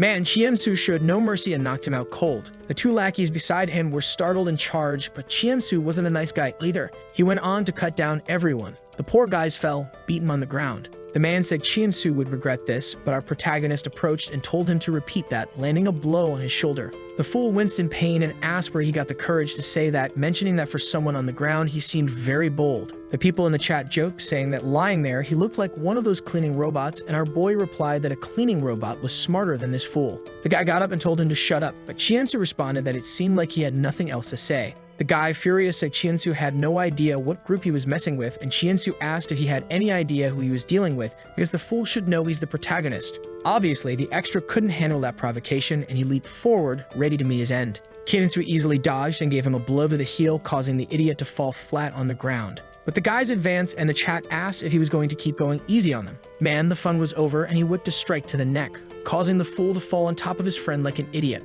Our boy sank the axe into him, telling them to stop swearing so much. And man, that weapon was drenched in blood. With that, he just walked away, leaving the place. On the ground, the bandit was writhing in pain, but when he saw Hyunsu approaching, he begged him not to come any closer. However, our boy reminded him that he had been the one trying to stop them from leaving, so now asking them to leave was a bit ironic. Haryong seemed scared and started calling for him, but the other psycho, who despite being a doctor, didn't know if she should help someone like that, said it wasn't worth it since the guy was going to die anyway. The guy cursed and told Minchul to stop standing there doing nothing, saying they were friends and telling him to make those bastards stop. Hyunsu asked Minchul if he really knew these people, and he replied that they used to hang out together. At that moment, Hyunsu was shocked, and Minchul explained that shortly after, he stopped hanging out with them as soon as he received support from the people around him. Hyunsu said that groups like that don't let members leave, and Minchul explained that he had an uncle who worked in the police, which was why they didn't get involved. Our boy then said that now it all made sense. That's why they thought they could do something. The guy on the ground asked him to wait and talk about it, but our boy just asked if what Minchul said was true. The guy said yes, and after he left, they didn't bother him anymore. Our boy raised the axe and said it was good to know, and the guy screamed, afraid of dying. However, at that moment, someone asked if he was really going to kill this person. It's just me, and our boy said he should. She said he really should, but not before getting some information out of him. At that, our boy was shocked, thinking she was going to ask to save him. They then tied the guy to one of those trees that groans, begging to be saved. Our boy told him he better stay quiet before the roots woke up. He should know what happens when the trees grow. The guy said the sun had already risen, so he was probably safe. Our boy said he wasn't stupid, but he didn't know that the trees were still moving underground, and if he made too much noise, a vine could come out of the ground at any moment and pull him under. Not to mention they were attracted to the smell of blood, so he better start talking before he died. Obviously, all of this was a lie, but the guy was desperate, saying he didn't want to die and begging to be saved. Hyunsu simply said that someone else had said the same thing. The guy asked who he was talking about, and our boy reminded him of the person he killed as soon as they found him. Desperate, the guy then revealed that the group's name was Black Tattoo, and they had more than 20 members. Our boy asked if they went around killing survivors. The guy said actually they had just stopped there to grab some parts for the truck and were heading to the safe zone. Hyunsu slapped his face and thanked him for the information, and with that they walked away, leaving the guy struggling to be freed. Our boy said, "The truth is, I almost forgot. You can't let a bad seed take root," and with that, the guy was cut down. Some time later, the other members arrived at the scene and saw what had happened. Their friend had been finished, and everyone was asking who had done that to him. One guy said it looked like he had run into another group of survivors, and they should report this to the boss. The other guy agreed, but said they first needed to find out who did this. Apparently he had been tortured, but they didn't know who could have done something like that in this area. Then another guy came running, shouting that there were more bodies over there. When he arrived, he saw the 2 friends of the guy and the other one who had been killed by a blow to the head. They wondered if that group had done all this. One guy said he didn't think so, and the bodies wouldn't have been left like this. The problem now was that it would be a huge headache if the boss found out about all of this. He said the bodies were still warm, so these people could be far, and he ordered everyone to go hunt them down. Today would be a big funeral. The guy's name was saying Jinju, and Minchul said he had a giant scar on his face and was the captain of these people. He didn't know if he was still with them, but back when he was in the gang, he was the leader. Hyunsu thought that if Green Hair was around, he probably still was too. Minchul explained that the gang members were very athletic and apologized for causing so much trouble. Our boy said he didn't need to worry, they would have caused trouble with or without him there. Minchul asked if he was sure, and our boy said of course. Those guys didn't seem to have good intentions. He then explained that the leader divided the group into a few patrols, with some who were good fighters and things like that. Our boy said those guys were probably from the patrol group. They were the ones doing the easier missions and probably gathering resources in the area. Our boy knew that if the group had 20 members, there were 17 left now. That's when the chat told him to take a look to his right. They found a truck, and something interesting had clearly happened there. He approached to take a look, and it seemed like something infected had been there. Harryong said all the parts had already been taken. There wasn't even a battery left, and that thing probably wouldn't start. Our boy wondered why those idiots had wrecked the perfect truck. Sueyan said they were probably attacked by the infected and had to abandon it, only coming back to strip the parts. Our boy agreed, but thought it was strange that they took the parts and were now looking for ways to fix it. The chat said they were really dumb and probably had one-dimensional thinking. But then Chiansu told everyone to wait. He approached calmly, raising the axe, and asked who was there. The poor guy, desperate, begged him not to hurt him. But Chiansu told him to explain why he was there before he got hit in the face. The guy explained that he had been in that truck and managed to survive when they were ambushed. Chiansu questioned why he was acting so suspicious, and our boy asked if he knew him. The guy said no, but the protagonist noticed he was wearing the same uniform as the guy who got hit in the head. Kneeling, he thanked him, saying that at least he wasn't crazy like those guys. He explained that they were just passing through the area, and the guys with the black tattoos seemed like they wanted to help. However, as soon as they got closer, they started bashing everyone's heads in. He then asked if by any chance Chiansu had seen a guy wearing a similar uniform. Our boy already knew the guy had no idea his friend was dead, but first told him to calm down and asked if he knew which direction the guys went. The guy said they went south. Chiansu turned to him and said it was good to know. That way, they wouldn't run into them. Scared, the guy asked where they were going and what Chiansu was going to do. Our boy didn't seem to care about that. The guy then asked if they needed transport to head south, saying that if they went south, they would run into the guys with the black tattoo. He said the worst option was to go north since there was no way to get out of there alive without a car. At that moment, our boy asked what he was talking about, and the guy explained about some creatures that looked like trees and were tearing apart all of his friends. If he tried to pass through, he would die, and the only way to get out alive was with a car. The only people who survived that path had a car.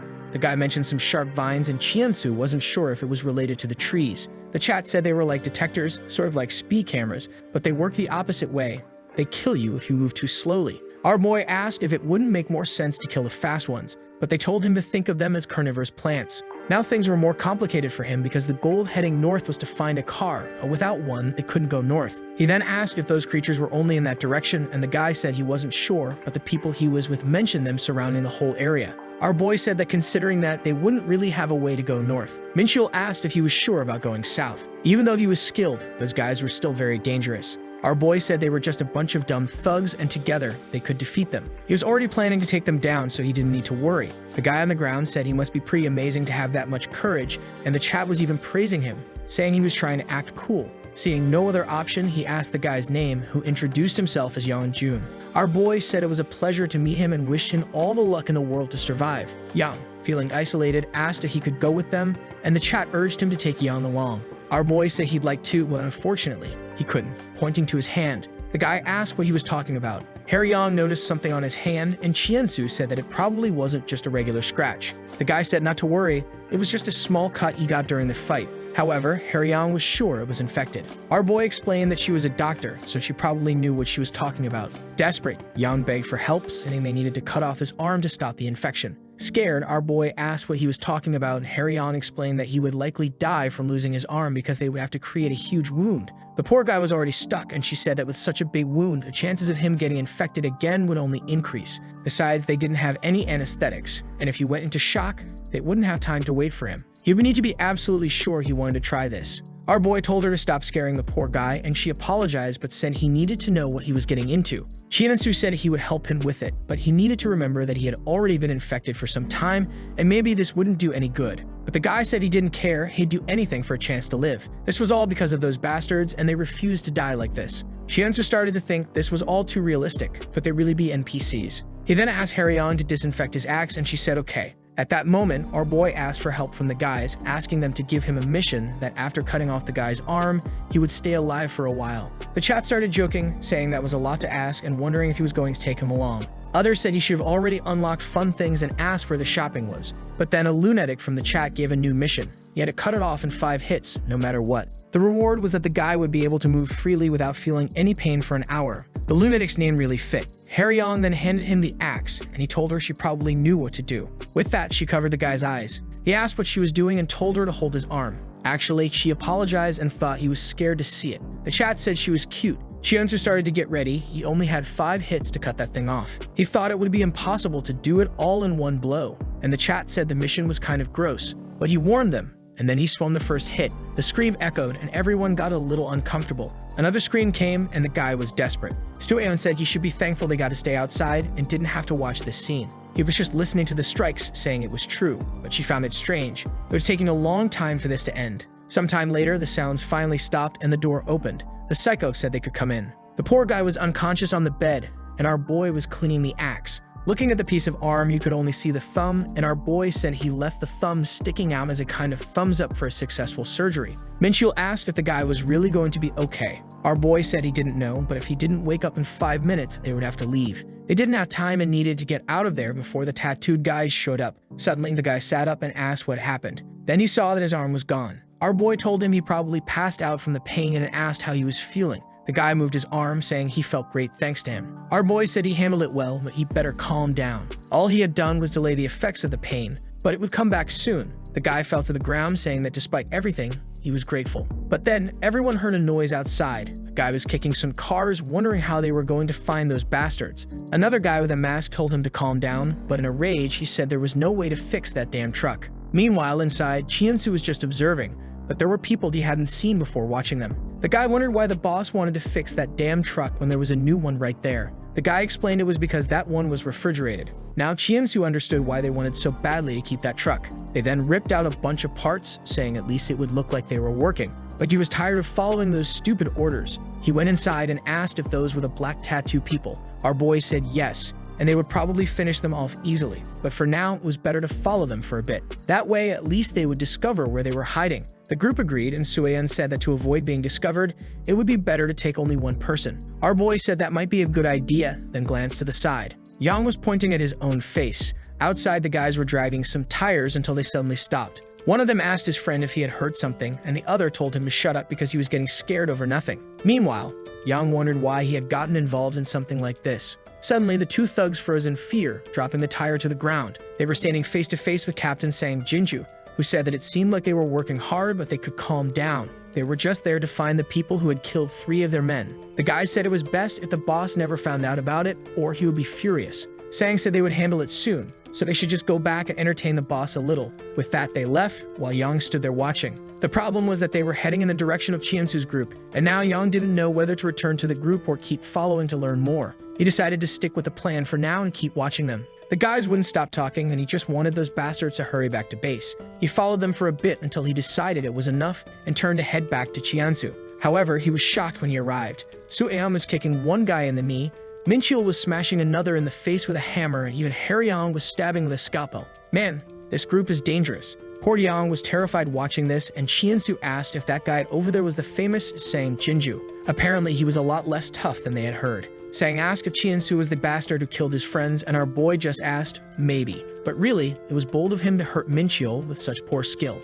Sang saw Minchul beating up his buddies and said that bastard would pay later, but our boy told him to pay more attention. Sang told him to shut up, that it wasn't over yet. However, our boy just smiled and asked if he was sure about that. At that moment, Sang Jinju, now surrounded and unsure where to run, started looking for a way out. That's when he saw Yang standing there like an idiot, frozen in place. The fool didn't react, and Sang hit him in the back of the head with the handle of a knife, warning that if anyone came closer, he would kill him. Shigensu just said that Sang was even worse than he had imagined, exactly what he expected from a gang captain like him. Sang told him to shut up and stay back, but Chiunsu said that in the end, all bandits were the same. Sang began to back away, telling him to stay away. Yang, in pain, said not to worry, that it was nothing, but Sang hit him again. No mercy. The boy went down. With that, Sang started running in a panic, while Yang was writhing in pain. The chat teased, asking how Sang had the guts to do that to Chiunsu's test dummy. However, our boy didn't find it funny. The guy was trying to run, but Chiunsu was right behind him, and without wasting any time, he landed a strike with the axe.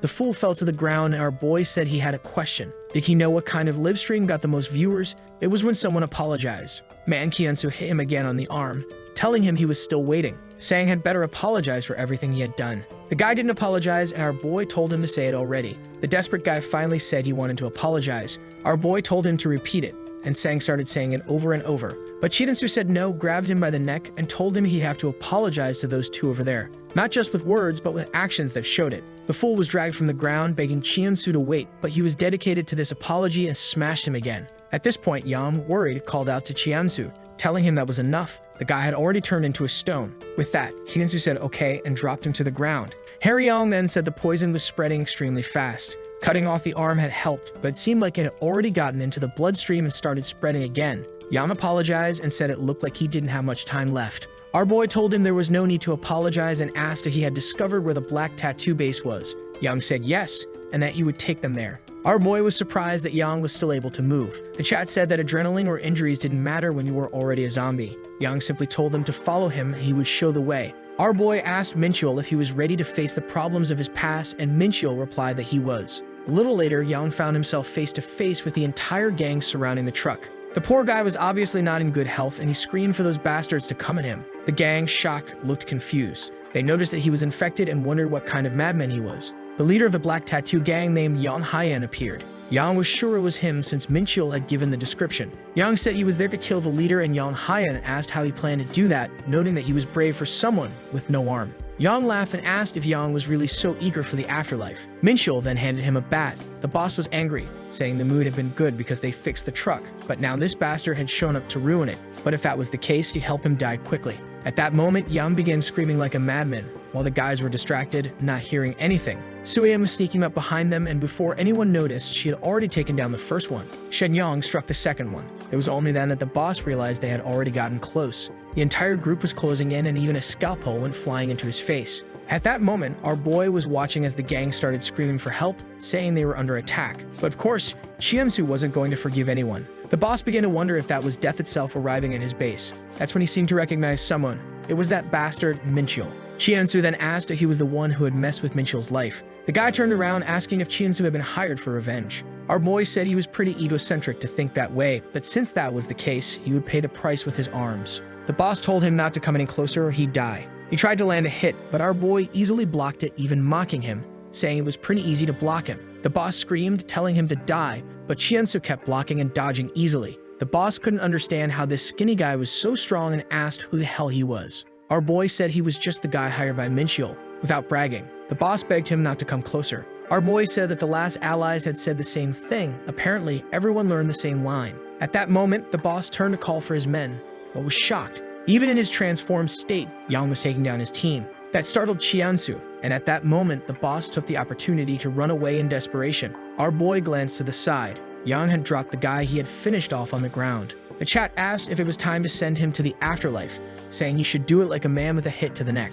He then approached, thanked him for his service, and said it was time to say goodbye. However, Harryong told him to wait a second, that he needed to take a closer look. Our boy asked if Yang was still with them, and Yang could only nod his head. Our boy felt a little bad since the guy was still conscious and said he didn't have a choice. However, the chat knew Yang was more dead than alive and didn't have much time left. But at least they had gotten the truck those guys had just fixed. He then asked if Yang was ready for one last job. Yang could only respond with strange sounds. Meanwhile, inside a building, the boss was hiding. He knew that bastard Minchul was different the moment he saw him, and now he had lost his entire group because of that wretch. Back in the day, Minchul was their plaything. At that moment, he heard voices saying they were going to check the building. He knew that trying to beat Minchul and those two crazy girls alone would be impossible, but he had the advantage of high ground. He couldn't get out of there alive without that truck, so he had to win. The truck, filled with fresh food, would make it easy to recruit new people. Not to mention he could find some kids and train them to be extremely loyal. Just then, Minchul opened the door and the guy screamed, asking how he had the guts to betray him. But Minchul remained calm, asking what he meant by betrayal. The guy said there was no betrayal because they had treated him well, and now Minchul was being a coward. Minchul said the way they treated him wasn't as good as the guy remembered. The boss told him to shut up and said the arrogant bastard was going to die. Minchul simply responded that in the end the boss had failed his own men since they had all died. The guy told him to stop acting like a saint since he used to be one of them. But Minchul said all he did was smoke a few cigarettes with them. He never hurt anyone. He told the boss that if he was so angry, he should come down for a fair fight. The guy said he wouldn't because he knew someone was behind that door. But that's when 2 feet appeared from above and the girls said they were actually up there. Surrounded, the guy told them to stay away. The girls began to descend and he panicked. Seeing that Minchul was alone seemed like his best option, so he ran at him. However, Minchul slammed the door shut and the guy crashed into it like a fool. The girls started to approach from behind, asking if he was that scared. Obviously, the guy ran away in desperation, telling them to stay away. He opened the back door, saying at least he hadn't run into that other bastard. He finally found the truck he had been searching for, but Chiansu appeared behind him, asking where he thought he was going. The guy ran frantically, and Chiansu told him to wait a second. However, the guy got into the truck, opened the door, and told him to stay back. Inside, he found his friend, but then took a hit to the back of the head. He wondered what had just happened. Sometime later, he regained consciousness. He saw he was leaving the place and thanked the guy next to him, saying that when he hired him, he had made the right choice. But then he noticed he was still tied up. The guy asked why he was skinnier than usual, and seeing the uniform, the boss recognized it. He started screaming in panic, telling him to stop and asking where they were going. He heard a strange sound from outside and asked what was going on. Yang then turned the wheel, causing the entire truck to tip over. The boss, lying on the ground, began cursing him, but then noticed some vines approaching the truck. They began invading the cabin, and poor Yang was killed on the spot. The boss started screaming, but it was too late for him as well. There was no way he was getting out of this alive. Before dying, Yang made a gentle gesture, and with that, everything exploded. From a distance, Chiansu was impressed. Yang had really attracted the detectors and blown everything up. Minchil asked why he did that since the truck would have been useful. Chiansu said it wasn't worth it. Something that big would only consume too much gas. He asked Minchil if he was sad about losing his friend, who told him to shut up, relieved the guy was gone. Then he asked Sueyan if she liked the truck. She said she wasn't much of a fan of small cars. Chiansu told her gas was too expensive, so she should be careful not to waste what they had. Suddenly, Harryon appeared with a bunch of watches, saying she had looted the bodies. Our boy asked if she was robbing the dead, and Sueyan said she was cute. Harryong said she wasn't looting the bodies, she was just having fun. To please her, Chiansu told her to grab one for him as well. To him, the group wasn't so bad after all. Each one had their own specialty, and they were getting along well. Sueyan then asked where they were going next, and he said maybe to Jeju Island. He then asked the chat if it was better to go by boat or plane, and everyone seemed confused. He didn't know what to do and told them to start heading east. They needed to find another safe area, and he believed that was the best direction. Along the way, they saw a bunch of holes, and Harryong said they were probably made by the vines that Guy had mentioned. As soon as our boy crossed the blue line, he reached a new stage of the mission, and with that, he unlocked the skill function and could even take a look. He used a new function, and the system told him to use the verbal command offer to activate it. The shop was available, and you could check the details. Considering this, heading east seemed like the best choice, and the people on the livestream were eager to see the new features. He still had the two skills from before, and now he also had a new one from the master that allowed him to see through someone else's eyes for 10 minutes when he touched them. However, unlike the other abilities, this one could only be used once. He was annoyed that he could only have 3 level 1 skills and 3 level 2 skills. The chat laughed at him, telling him that's why there's a delete button. He asked what would happen if he gained a new skill when he was already at the limit, and they told him he'd have to delete another one to make room for the new one. Our boy felt isolated, as this restriction put him at a disadvantage. The chat suggested he check the shop and other functions, so he said offer, and suddenly a microphone appeared next to him. He realized he could create a mission and said he wanted to earn 100 zines for eating food. The mission was created, but the chat called him an idiot, saying no one was going to give him 100 zines for eating something. A timer appeared, counting down, and he asked what would happen when it reached 0. When that moment came, the mission failed and everything was cancelled. That's when he realized that the mission he offered had to be accepted by someone. He then said he wanted to offer a mission to become invincible, which would cost 1 million zines. The chat said it was obvious it wouldn't be that easy for him to get an overpowered ability. He had already failed 2 offers, and if he failed 1 more, he wouldn't be able to request any more missions for the day. But for him, it was worth it, because at least now he understood how it worked. He decided to take a look at the shop, but just as he was about to say, "Shop," Sueyan suddenly braked. He asked what happened, and she told him to look ahead. The road was completely blocked and full of holes. However, he realized that it seemed like something people had done. They were unfortunately forced to get out and continue on foot. Clearly, it was some kind of trap, and they would need to be careful. On the other side of the bridge, there were still many cars falling and on fire. Minchil asked if they were really going to cross, and our boy said they had no choice. Since the line he crossed to complete the mission was in that direction, it had to be the right path. The chat commented that he was lucky to have an intact bridge in an apocalyptic world. Our boy said they needed to take advantage of it because once the bridge collapsed, things would get much harder. He noticed in military binoculars but didn't say anything and kept walking. Suddenly, an explosion occurred. One of the bridge's legs had been destroyed. Harryong said the entire bridge was going to collapse at that rate, and they had to cross quickly. Man, those guys were brave, running across like that. He then made an offer for them to safely get through the flames with the reward being double speed. However, the chat told him that would cost 100 zines. The problem was, they knew something was wrong ahead because of the high price. He couldn't pay for that mission and would now go a day without being able to request another one. Suddenly, there was a flash of light in front of them, and once again, the entire bridge began to shake. The pillar below was being destroyed, and not only that, the entire bridge was starting to crack. Harry-on tried to grab his hand because our boy was falling, and man, it looked like he wasn't going to make it. The bridge split right in the middle, and Cheon-soo had already fallen into the water, struggling to stay alive and reaching out for someone to help him. A voice was telling him to swim left. He tried, but the current was much stronger. The voice then told him to swim right. The poor guy realized he had no talent for this. He needed to get there. It was just a little further. The voice kept saying he was almost there, and he wondered what it was talking about. But another piece of the bridge collapsed. Time passed, and Cheon-soo woke up in the middle of nowhere. The poor guy got up completely exhausted, with the live stream cheering that he was still alive. Our boy, worn out, thanked them for waking him up. That's when he realized he was far from the bridge and didn't know where his friends were. The chat said they were probably swept away too, and now finding everyone would be really difficult. The poor guy couldn't believe everything went from 100 to 0 so quickly. At least he noticed that Harry-on's bag was with him. He told the chat that he was in a tough spot. He only had this bag and no idea where any of his friends were. The chat said everyone already knew that and had just told him. Our boy said he was really sad and that if a livestream donor could help, it would be amazing. The viewers told him to shut up, saying his friends were probably already dead. Our boy insisted, telling them to stop joking because this was an emergency. But then the chat told him to forget it, asking if he was okay and saying that he would find new friends soon. That's when he realized that since the city of Myeongshin, this was the first time he was completely alone. The chat said he'd always been a loner. Our boy explained that back then he chose to be a loner. There was a difference. The chat then said if he was determined to cross the river, he could make a raft. Our boy thought maybe it wouldn't be so bad since he was alone, so it would be easy. That's when a boat full of soldiers started approaching. He hid and listened to the guys talking about how they managed to destroy the bridge. The chat said it looked like the perfect transportation had arrived. However, the soldiers were discussing how this should prevent anyone from crossing. At that moment, Cheon-soo recognized these bastards as Division 7.5. Out of nowhere, one of the soldiers started shouting, asking who was there.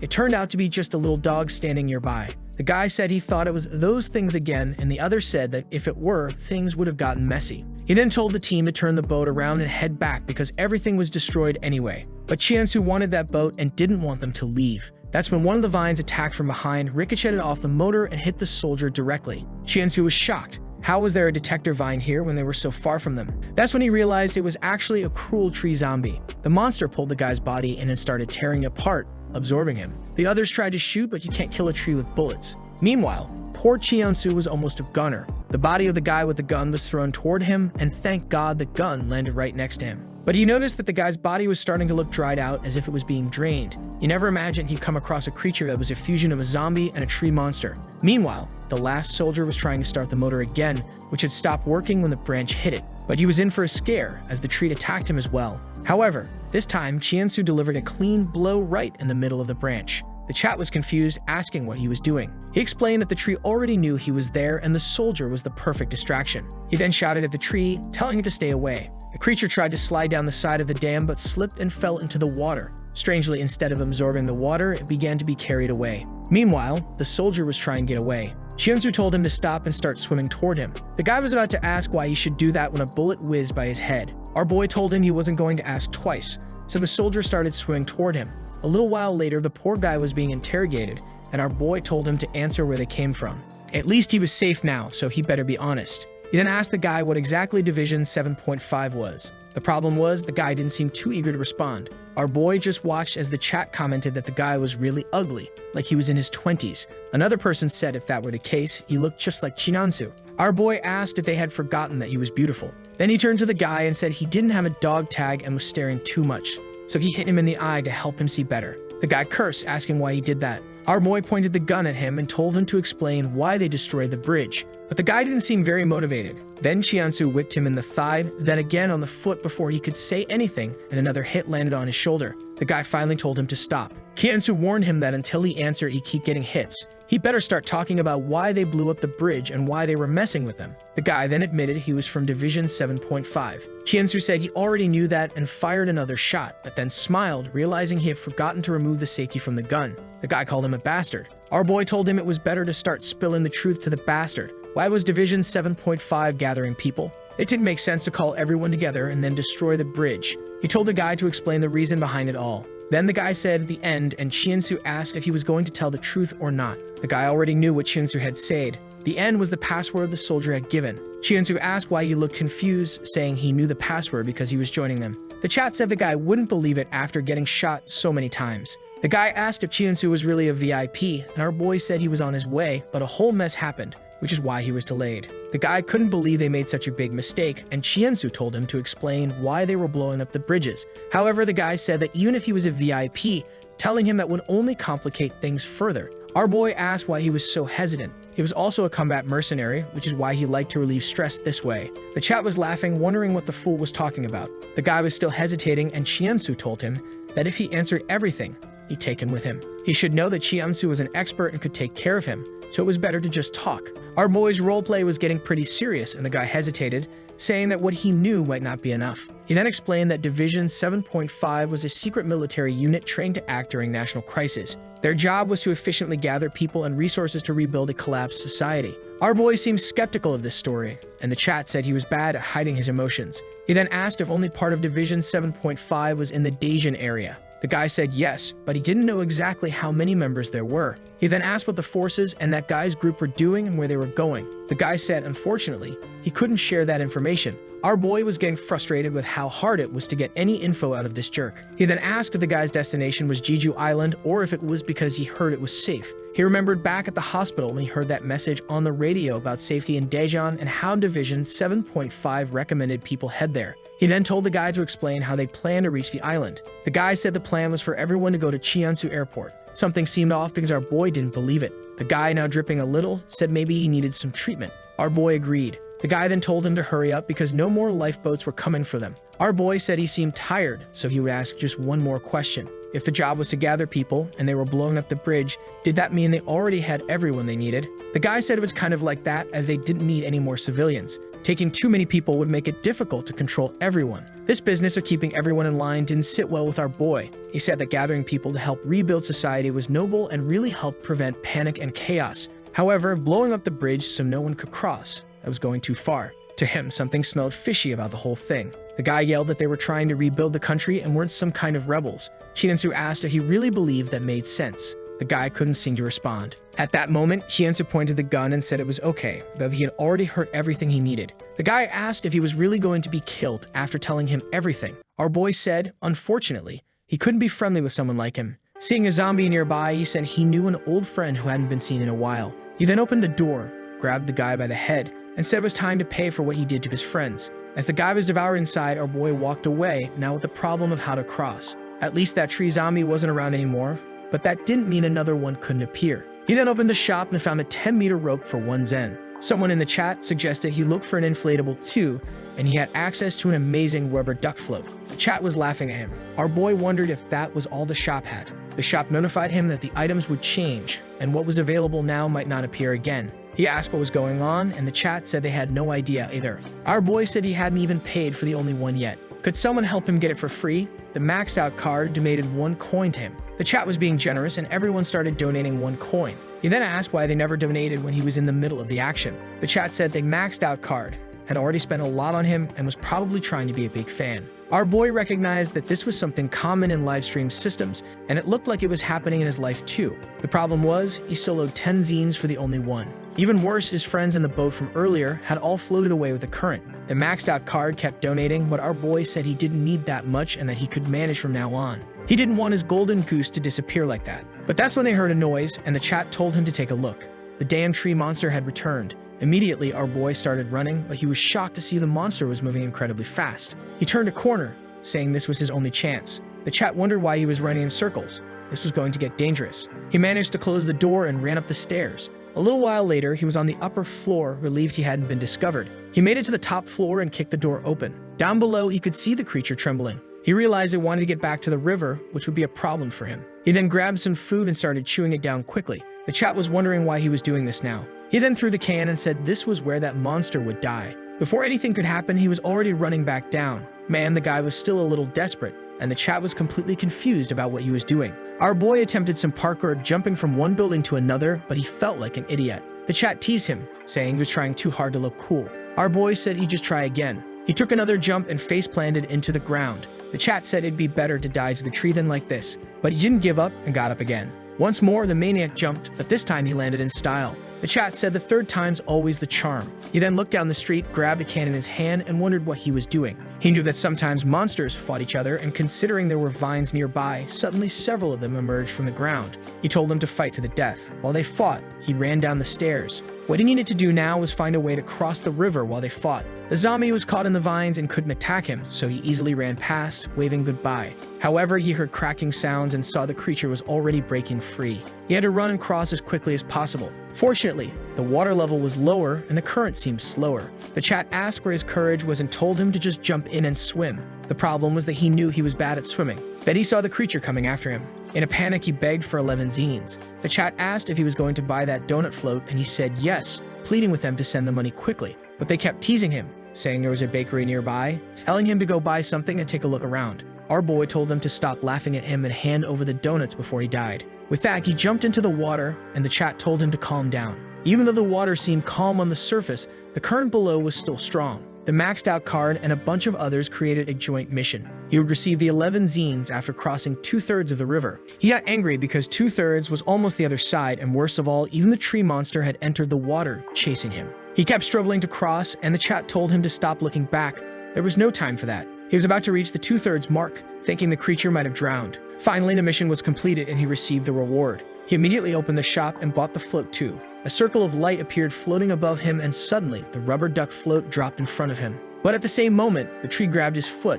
He started kicking, telling it to let him go. It seemed like the creature had been dragged by the current, and he was safe for now. The chat told him not to give up after getting the zines. He said he was just fighting the current while the creature was being carried away. However, that's when he heard something. The monster had done the same thing and was coming up behind him. He had no more zines and needed to figure out a way to create distance from it. He stretched out in a straight line to let the current carry him faster. The chat was confused, saying it was impossible to know what he was thinking. The biggest problem was that the middle of the river was full of debris from the collapsed bridge. One wrong move and he could get stuck, or worse, something could fall on his head. But he had no choice and kept going straight. The chat joked that he was wriggling away like a worm. Then he saw the bridge start to collapse because the tree couldn't pass. He flipped the bird at the creature and told it to get lost, just as the bridge collapsed on top of it. Sometime later, he was exhausted, saying that was way too hard, and the chat teased that he looked like he had aged 10 years. But again, he noticed something unexpected. The little dog from earlier was swimming peacefully. He called out to it, and the dog even looked back at him. Our boy asked for help, telling the dog to lead him to the shore. The chat was confused, watching this guy talk to a dog. However, the dog actually heard him and headed toward him. It circled around and our boy got emotional, asking for help. But suddenly, the dog turned and walked away. The chat joked that the dog must have realized what a horrible personality he had and decided to abandon him. Our boy said it was fine, that he could make it on his own. However, he then noticed the dog seemed to be showing him the way to the weaker current. It turned out the dog was smarter than he thought. Sometime later, he finally made it out of the river, exhausted, thanking the guys. The dog came over, all happy, and our boy knew it wanted a reward. He gave the precious fish he had, saying he knew the dog must be hungry. The chat asked what he was going to do now, warning that the soldiers could show up at any moment. He said he already knew and was on his way. First, he needed to get to the Daejeon terminal. He was checking the routes on his map when the dog seemed to notice something. It started barking, and that's when something strange happened. A bus pulled up at the stop. An old man shouted from inside, telling him to get in. Shiansu was completely confused. The guy told him to hop in if he wanted to survive because there were a bunch of dogs coming, or rather, some transformed wolves. At that moment, our boy jumped in, and the chat told him to bring the dog with him. He looked back, seeing the dog standing there staring at him. He told it to hurry and get in. With that, the driver told him to hold on tight, and off they went at 100 miles per hour. Our boy was confused about what was chasing them, and the chat said they were gray wolves, creatures that were really annoying to deal with. Someone in the chat suggested throwing that black ball out as bait to distract the wolves. Chiansu, confused, asked why they were talking about sacrificing the dog when they just told him to save it a minute ago. He opened the back window, and the driver asked what he thought he was doing. Our boy said he'd handle it, while the dog just stared at him. Our boy pulled him away from the window and told him to be careful. He said he'd take care of this. At that moment, he screamed, drawing the wolves' attention. The aggro went to 6, and the wolves went wild. Chiansu threw a can, saying it was time to eat, and it hit one of the wolves directly in the face, causing it to crash into another, and both tumbled backward. One of them was bigger than the others, and it had a scar on its face, so that was probably the leader. If that was the case, he had to take it down. He landed a blow right in the leg. The beast howled, but it kept moving forward. Chiansu was shocked that the creature didn't fall, but finally its leg gave out and it collapsed. All the other wolves seemed to stop and just stare at it, giving the bus enough time to get away. Our boy was relieved that this whole mess was finally over. The driver introduced himself as Changsik Park and asked where the boy came from. Chiansu realized he had been rescued, even though he was a complete stranger, and explained that he came from the other side of the river. The driver asked how, as far as he had heard, the bridges had all been destroyed. Chiansu confirmed that was true and he had swum across. However, to Chiansu, this guy seemed even more unbelievable than he did, so he asked where the driver had come from. The driver said, of course, he came from the bus garage. Our boy said he figured that, but what he really wanted to know was why a bus was still running in circumstances like these. The driver explained that he came after meeting a soldier at the Daejeon station. It seemed they were protecting people there, and everyone was about to leave soon, which is why they were calling for a few buses. Chiansu wondered why they needed buses for that, but the guy simply said he was trying to save the last few people before the soldiers left. His whole life he had driven this bus, taking people from the city to the Daejeon terminal, and doing it one last time was his life's mission. As long as he could find people along the way, he wouldn't stop. He was going to save them. The chat was amazed, saying he was the complete opposite of Chiansu. Chiansu then asked Chang-sik if he planned to stop at every bus stop, to which the driver replied that he would only stop where the terminal staff had instructed. Besides, those monsters earlier had caught him off guard, but the kid was incredible and managed to shake them off. Our boy asked how long it would take, and the driver said at least 15 minutes. Chiansu leaned back, and the chat asked if he was going to take a nap. He replied, unfortunately, no. Even though Chang-sik seemed like a good person, he couldn't trust anyone. That was the downside of not having his friends around. He then told the chat that he wanted to ask something, or if they thought he was about to ask for money. They said no, so he said he wanted to talk about the whole superfan thing and questioned if, since that existed, there had to be more to this system. The chat told him he wasn't supposed to know about that yet, and it was all the fault of the maxed out card. Our boy told them not to blame the maxed out card, because it was just appreciating the love it had shown. The chat even joked that his speech bubble came out in the shape of a heart. He then said his question was serious and that there had to be something else like that. The chat asked, like what? Are you talking about zines? Our boy said it was what every streamer needed, moderators. Everyone seemed shocked again and told him he wasn't supposed to know about that either. Our boy asked if having a moderator now was that serious, and seeing their reaction, he asked if they were scared. Apparently, he was supposed to have moderator powers, and they were afraid he would use them. The chat seemed spooked, saying they'd been found out. However, Chiansu reassured them, saying not to worry, he wasn't going to do anything to them. They already knew, right? He would only keep around those who were paying. He then told them to explain how the moderator system worked because he wanted some superfans.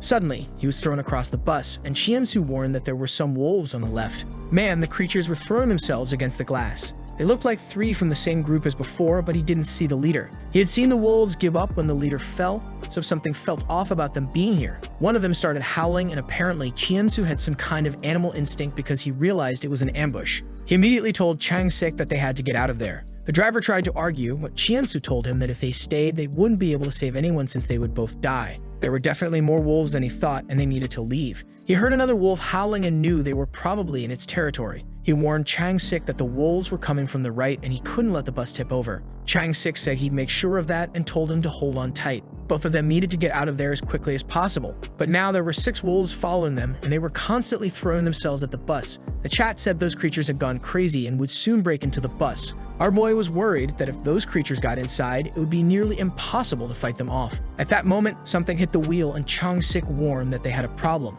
The bus was veering to the side. The chat told him to throw the dog out as a distraction for the wolves, but our boy only saw the dog looking all cute. Then he noticed his aggro skill wasn't activated, which meant the dog wasn't the wolves' target. He then told Chang-sik to open the back door. The driver questioned if he was crazy, saying that if the wolves got in, they'd be dead. Chiansu said it didn't matter because at this rate, they were going to die anyway. The driver didn't listen, so Chiansu opened the door himself and warned Chang-sik to close it the moment they got inside. Chiansu then let out a scream and finally managed to pull the aggro of the first wolf. Chang-sik quickly slammed the door shut. However, of course, that first wolf made it in. Our ruthless boy said that was fine. It was time for the wolf to get a taste of the 10-strike axe. He first knocked the wolf away, but he wasn't about to stop there and started landing more strikes in quick succession, all while asking why this damn thing was following them. The chat was surprised that he had defeated the creature so easily. He then asked what Chang-sik was doing and told him to open the door, but 2 more wolves rushed in at that moment, and there he went again with his combo.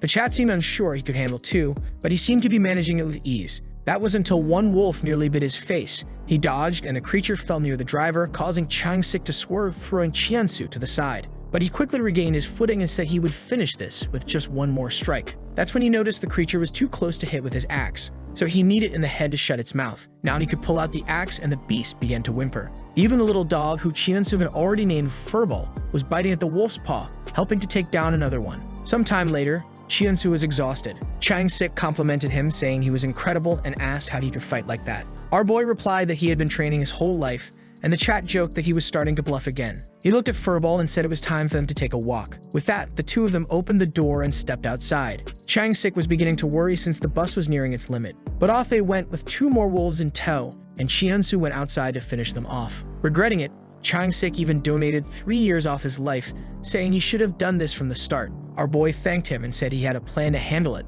He had told Chang-sik that as soon as he stepped out of the bus, he should wait 5 seconds and then honk the horn. When the horn blared, the wolves were startled and turned toward the noise. Chien-su took advantage of the moment, quickly finishing off the first one, and with another slash, the second was done for 2. With the street painted red, he told Furball to get back on the bus. He then jokingly asked the chat if the dog was some kind of item or NPC, and the chat laughed, saying it was just a smart stray dog. He said he understood, but at least it seemed to listen to him. Someone in the chat commented that certain animals were as good as rare items, though they were hard to come by. However, our boy humiliated Furball, saying that didn't seem to be the case with him. One of the problems now was that the back tire had been punctured by a bite. Chang-sik came out and asked if he was okay. Chien-su said yes, but now they'd have to walk the rest of the way. Chang-sik was shocked, but said it might work since it was only a few minutes away. Our boy warned that they had to move fast, because if that wolf was flying around, more could show up at any moment. He made it clear that he would only accompany him until they found the soldiers. Meanwhile, at the Daejeon terminal, a crowd of people was shouting,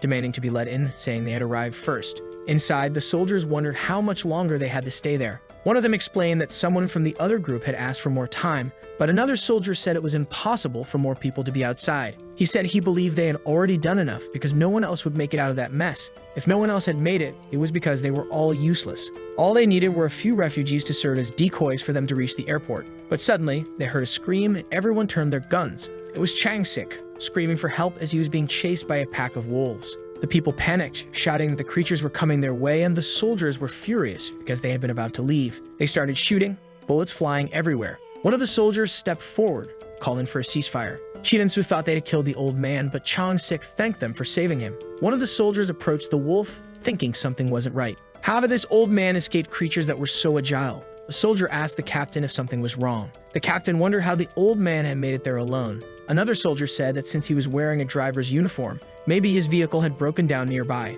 The captain said that was possible, but things were getting chaotic just as they were about to leave. Chang-sik introduced himself to the captain, saying it was good to see him. The captain told him to stop making pleasantries while they were outside because he didn't want anyone to know he was a high-ranking soldier. He then said he had received word from the other teams and told them to prepare to head to Shenzhou Airport. He reminded the captain that while the people at Daejeon Station wanted to work together, they were going to take all the glory for themselves. He also reminded the soldier that, as his number 1, it was his job to live up to expectations while they were on their way to Chengdu. Nearby, Chien-su was relieved that the old man hadn't been shot, and the chat commented that there had been way more gunfire than they expected. Our boy knew this was because of the huge number of wolves. He thanked Mr. Park as he headed to one of the buses. The chap told him to be careful.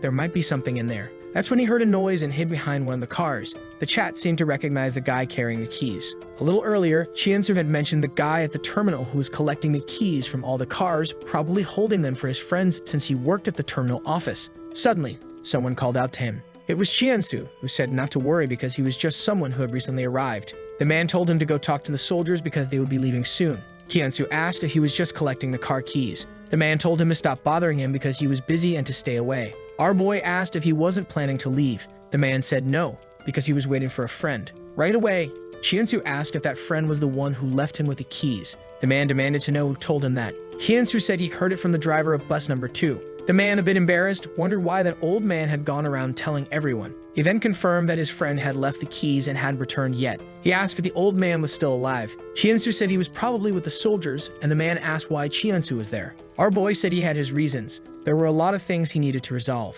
The man asked if Chien-su was trying to steal a car after all the effort he had put into gathering them. Chien-su said he just wanted to borrow one and that the man could even come with him if he wanted. However, the man said he couldn't leave because when people came to collect the cars, he had to be there. Chien-su questioned if he was really waiting for his friend. The man replied that his friend's only job was to return with the keys, so he was sure he would come back. But the man handed over a key, saying the car was working and no one had claimed it. He just needed to press the button, and he'd find out. Chien-su thanked him and said he hoped he'd find his friend soon, but his expression quickly changed. The boy had just gotten a new toy to drive around the city. With no other choice, he got in.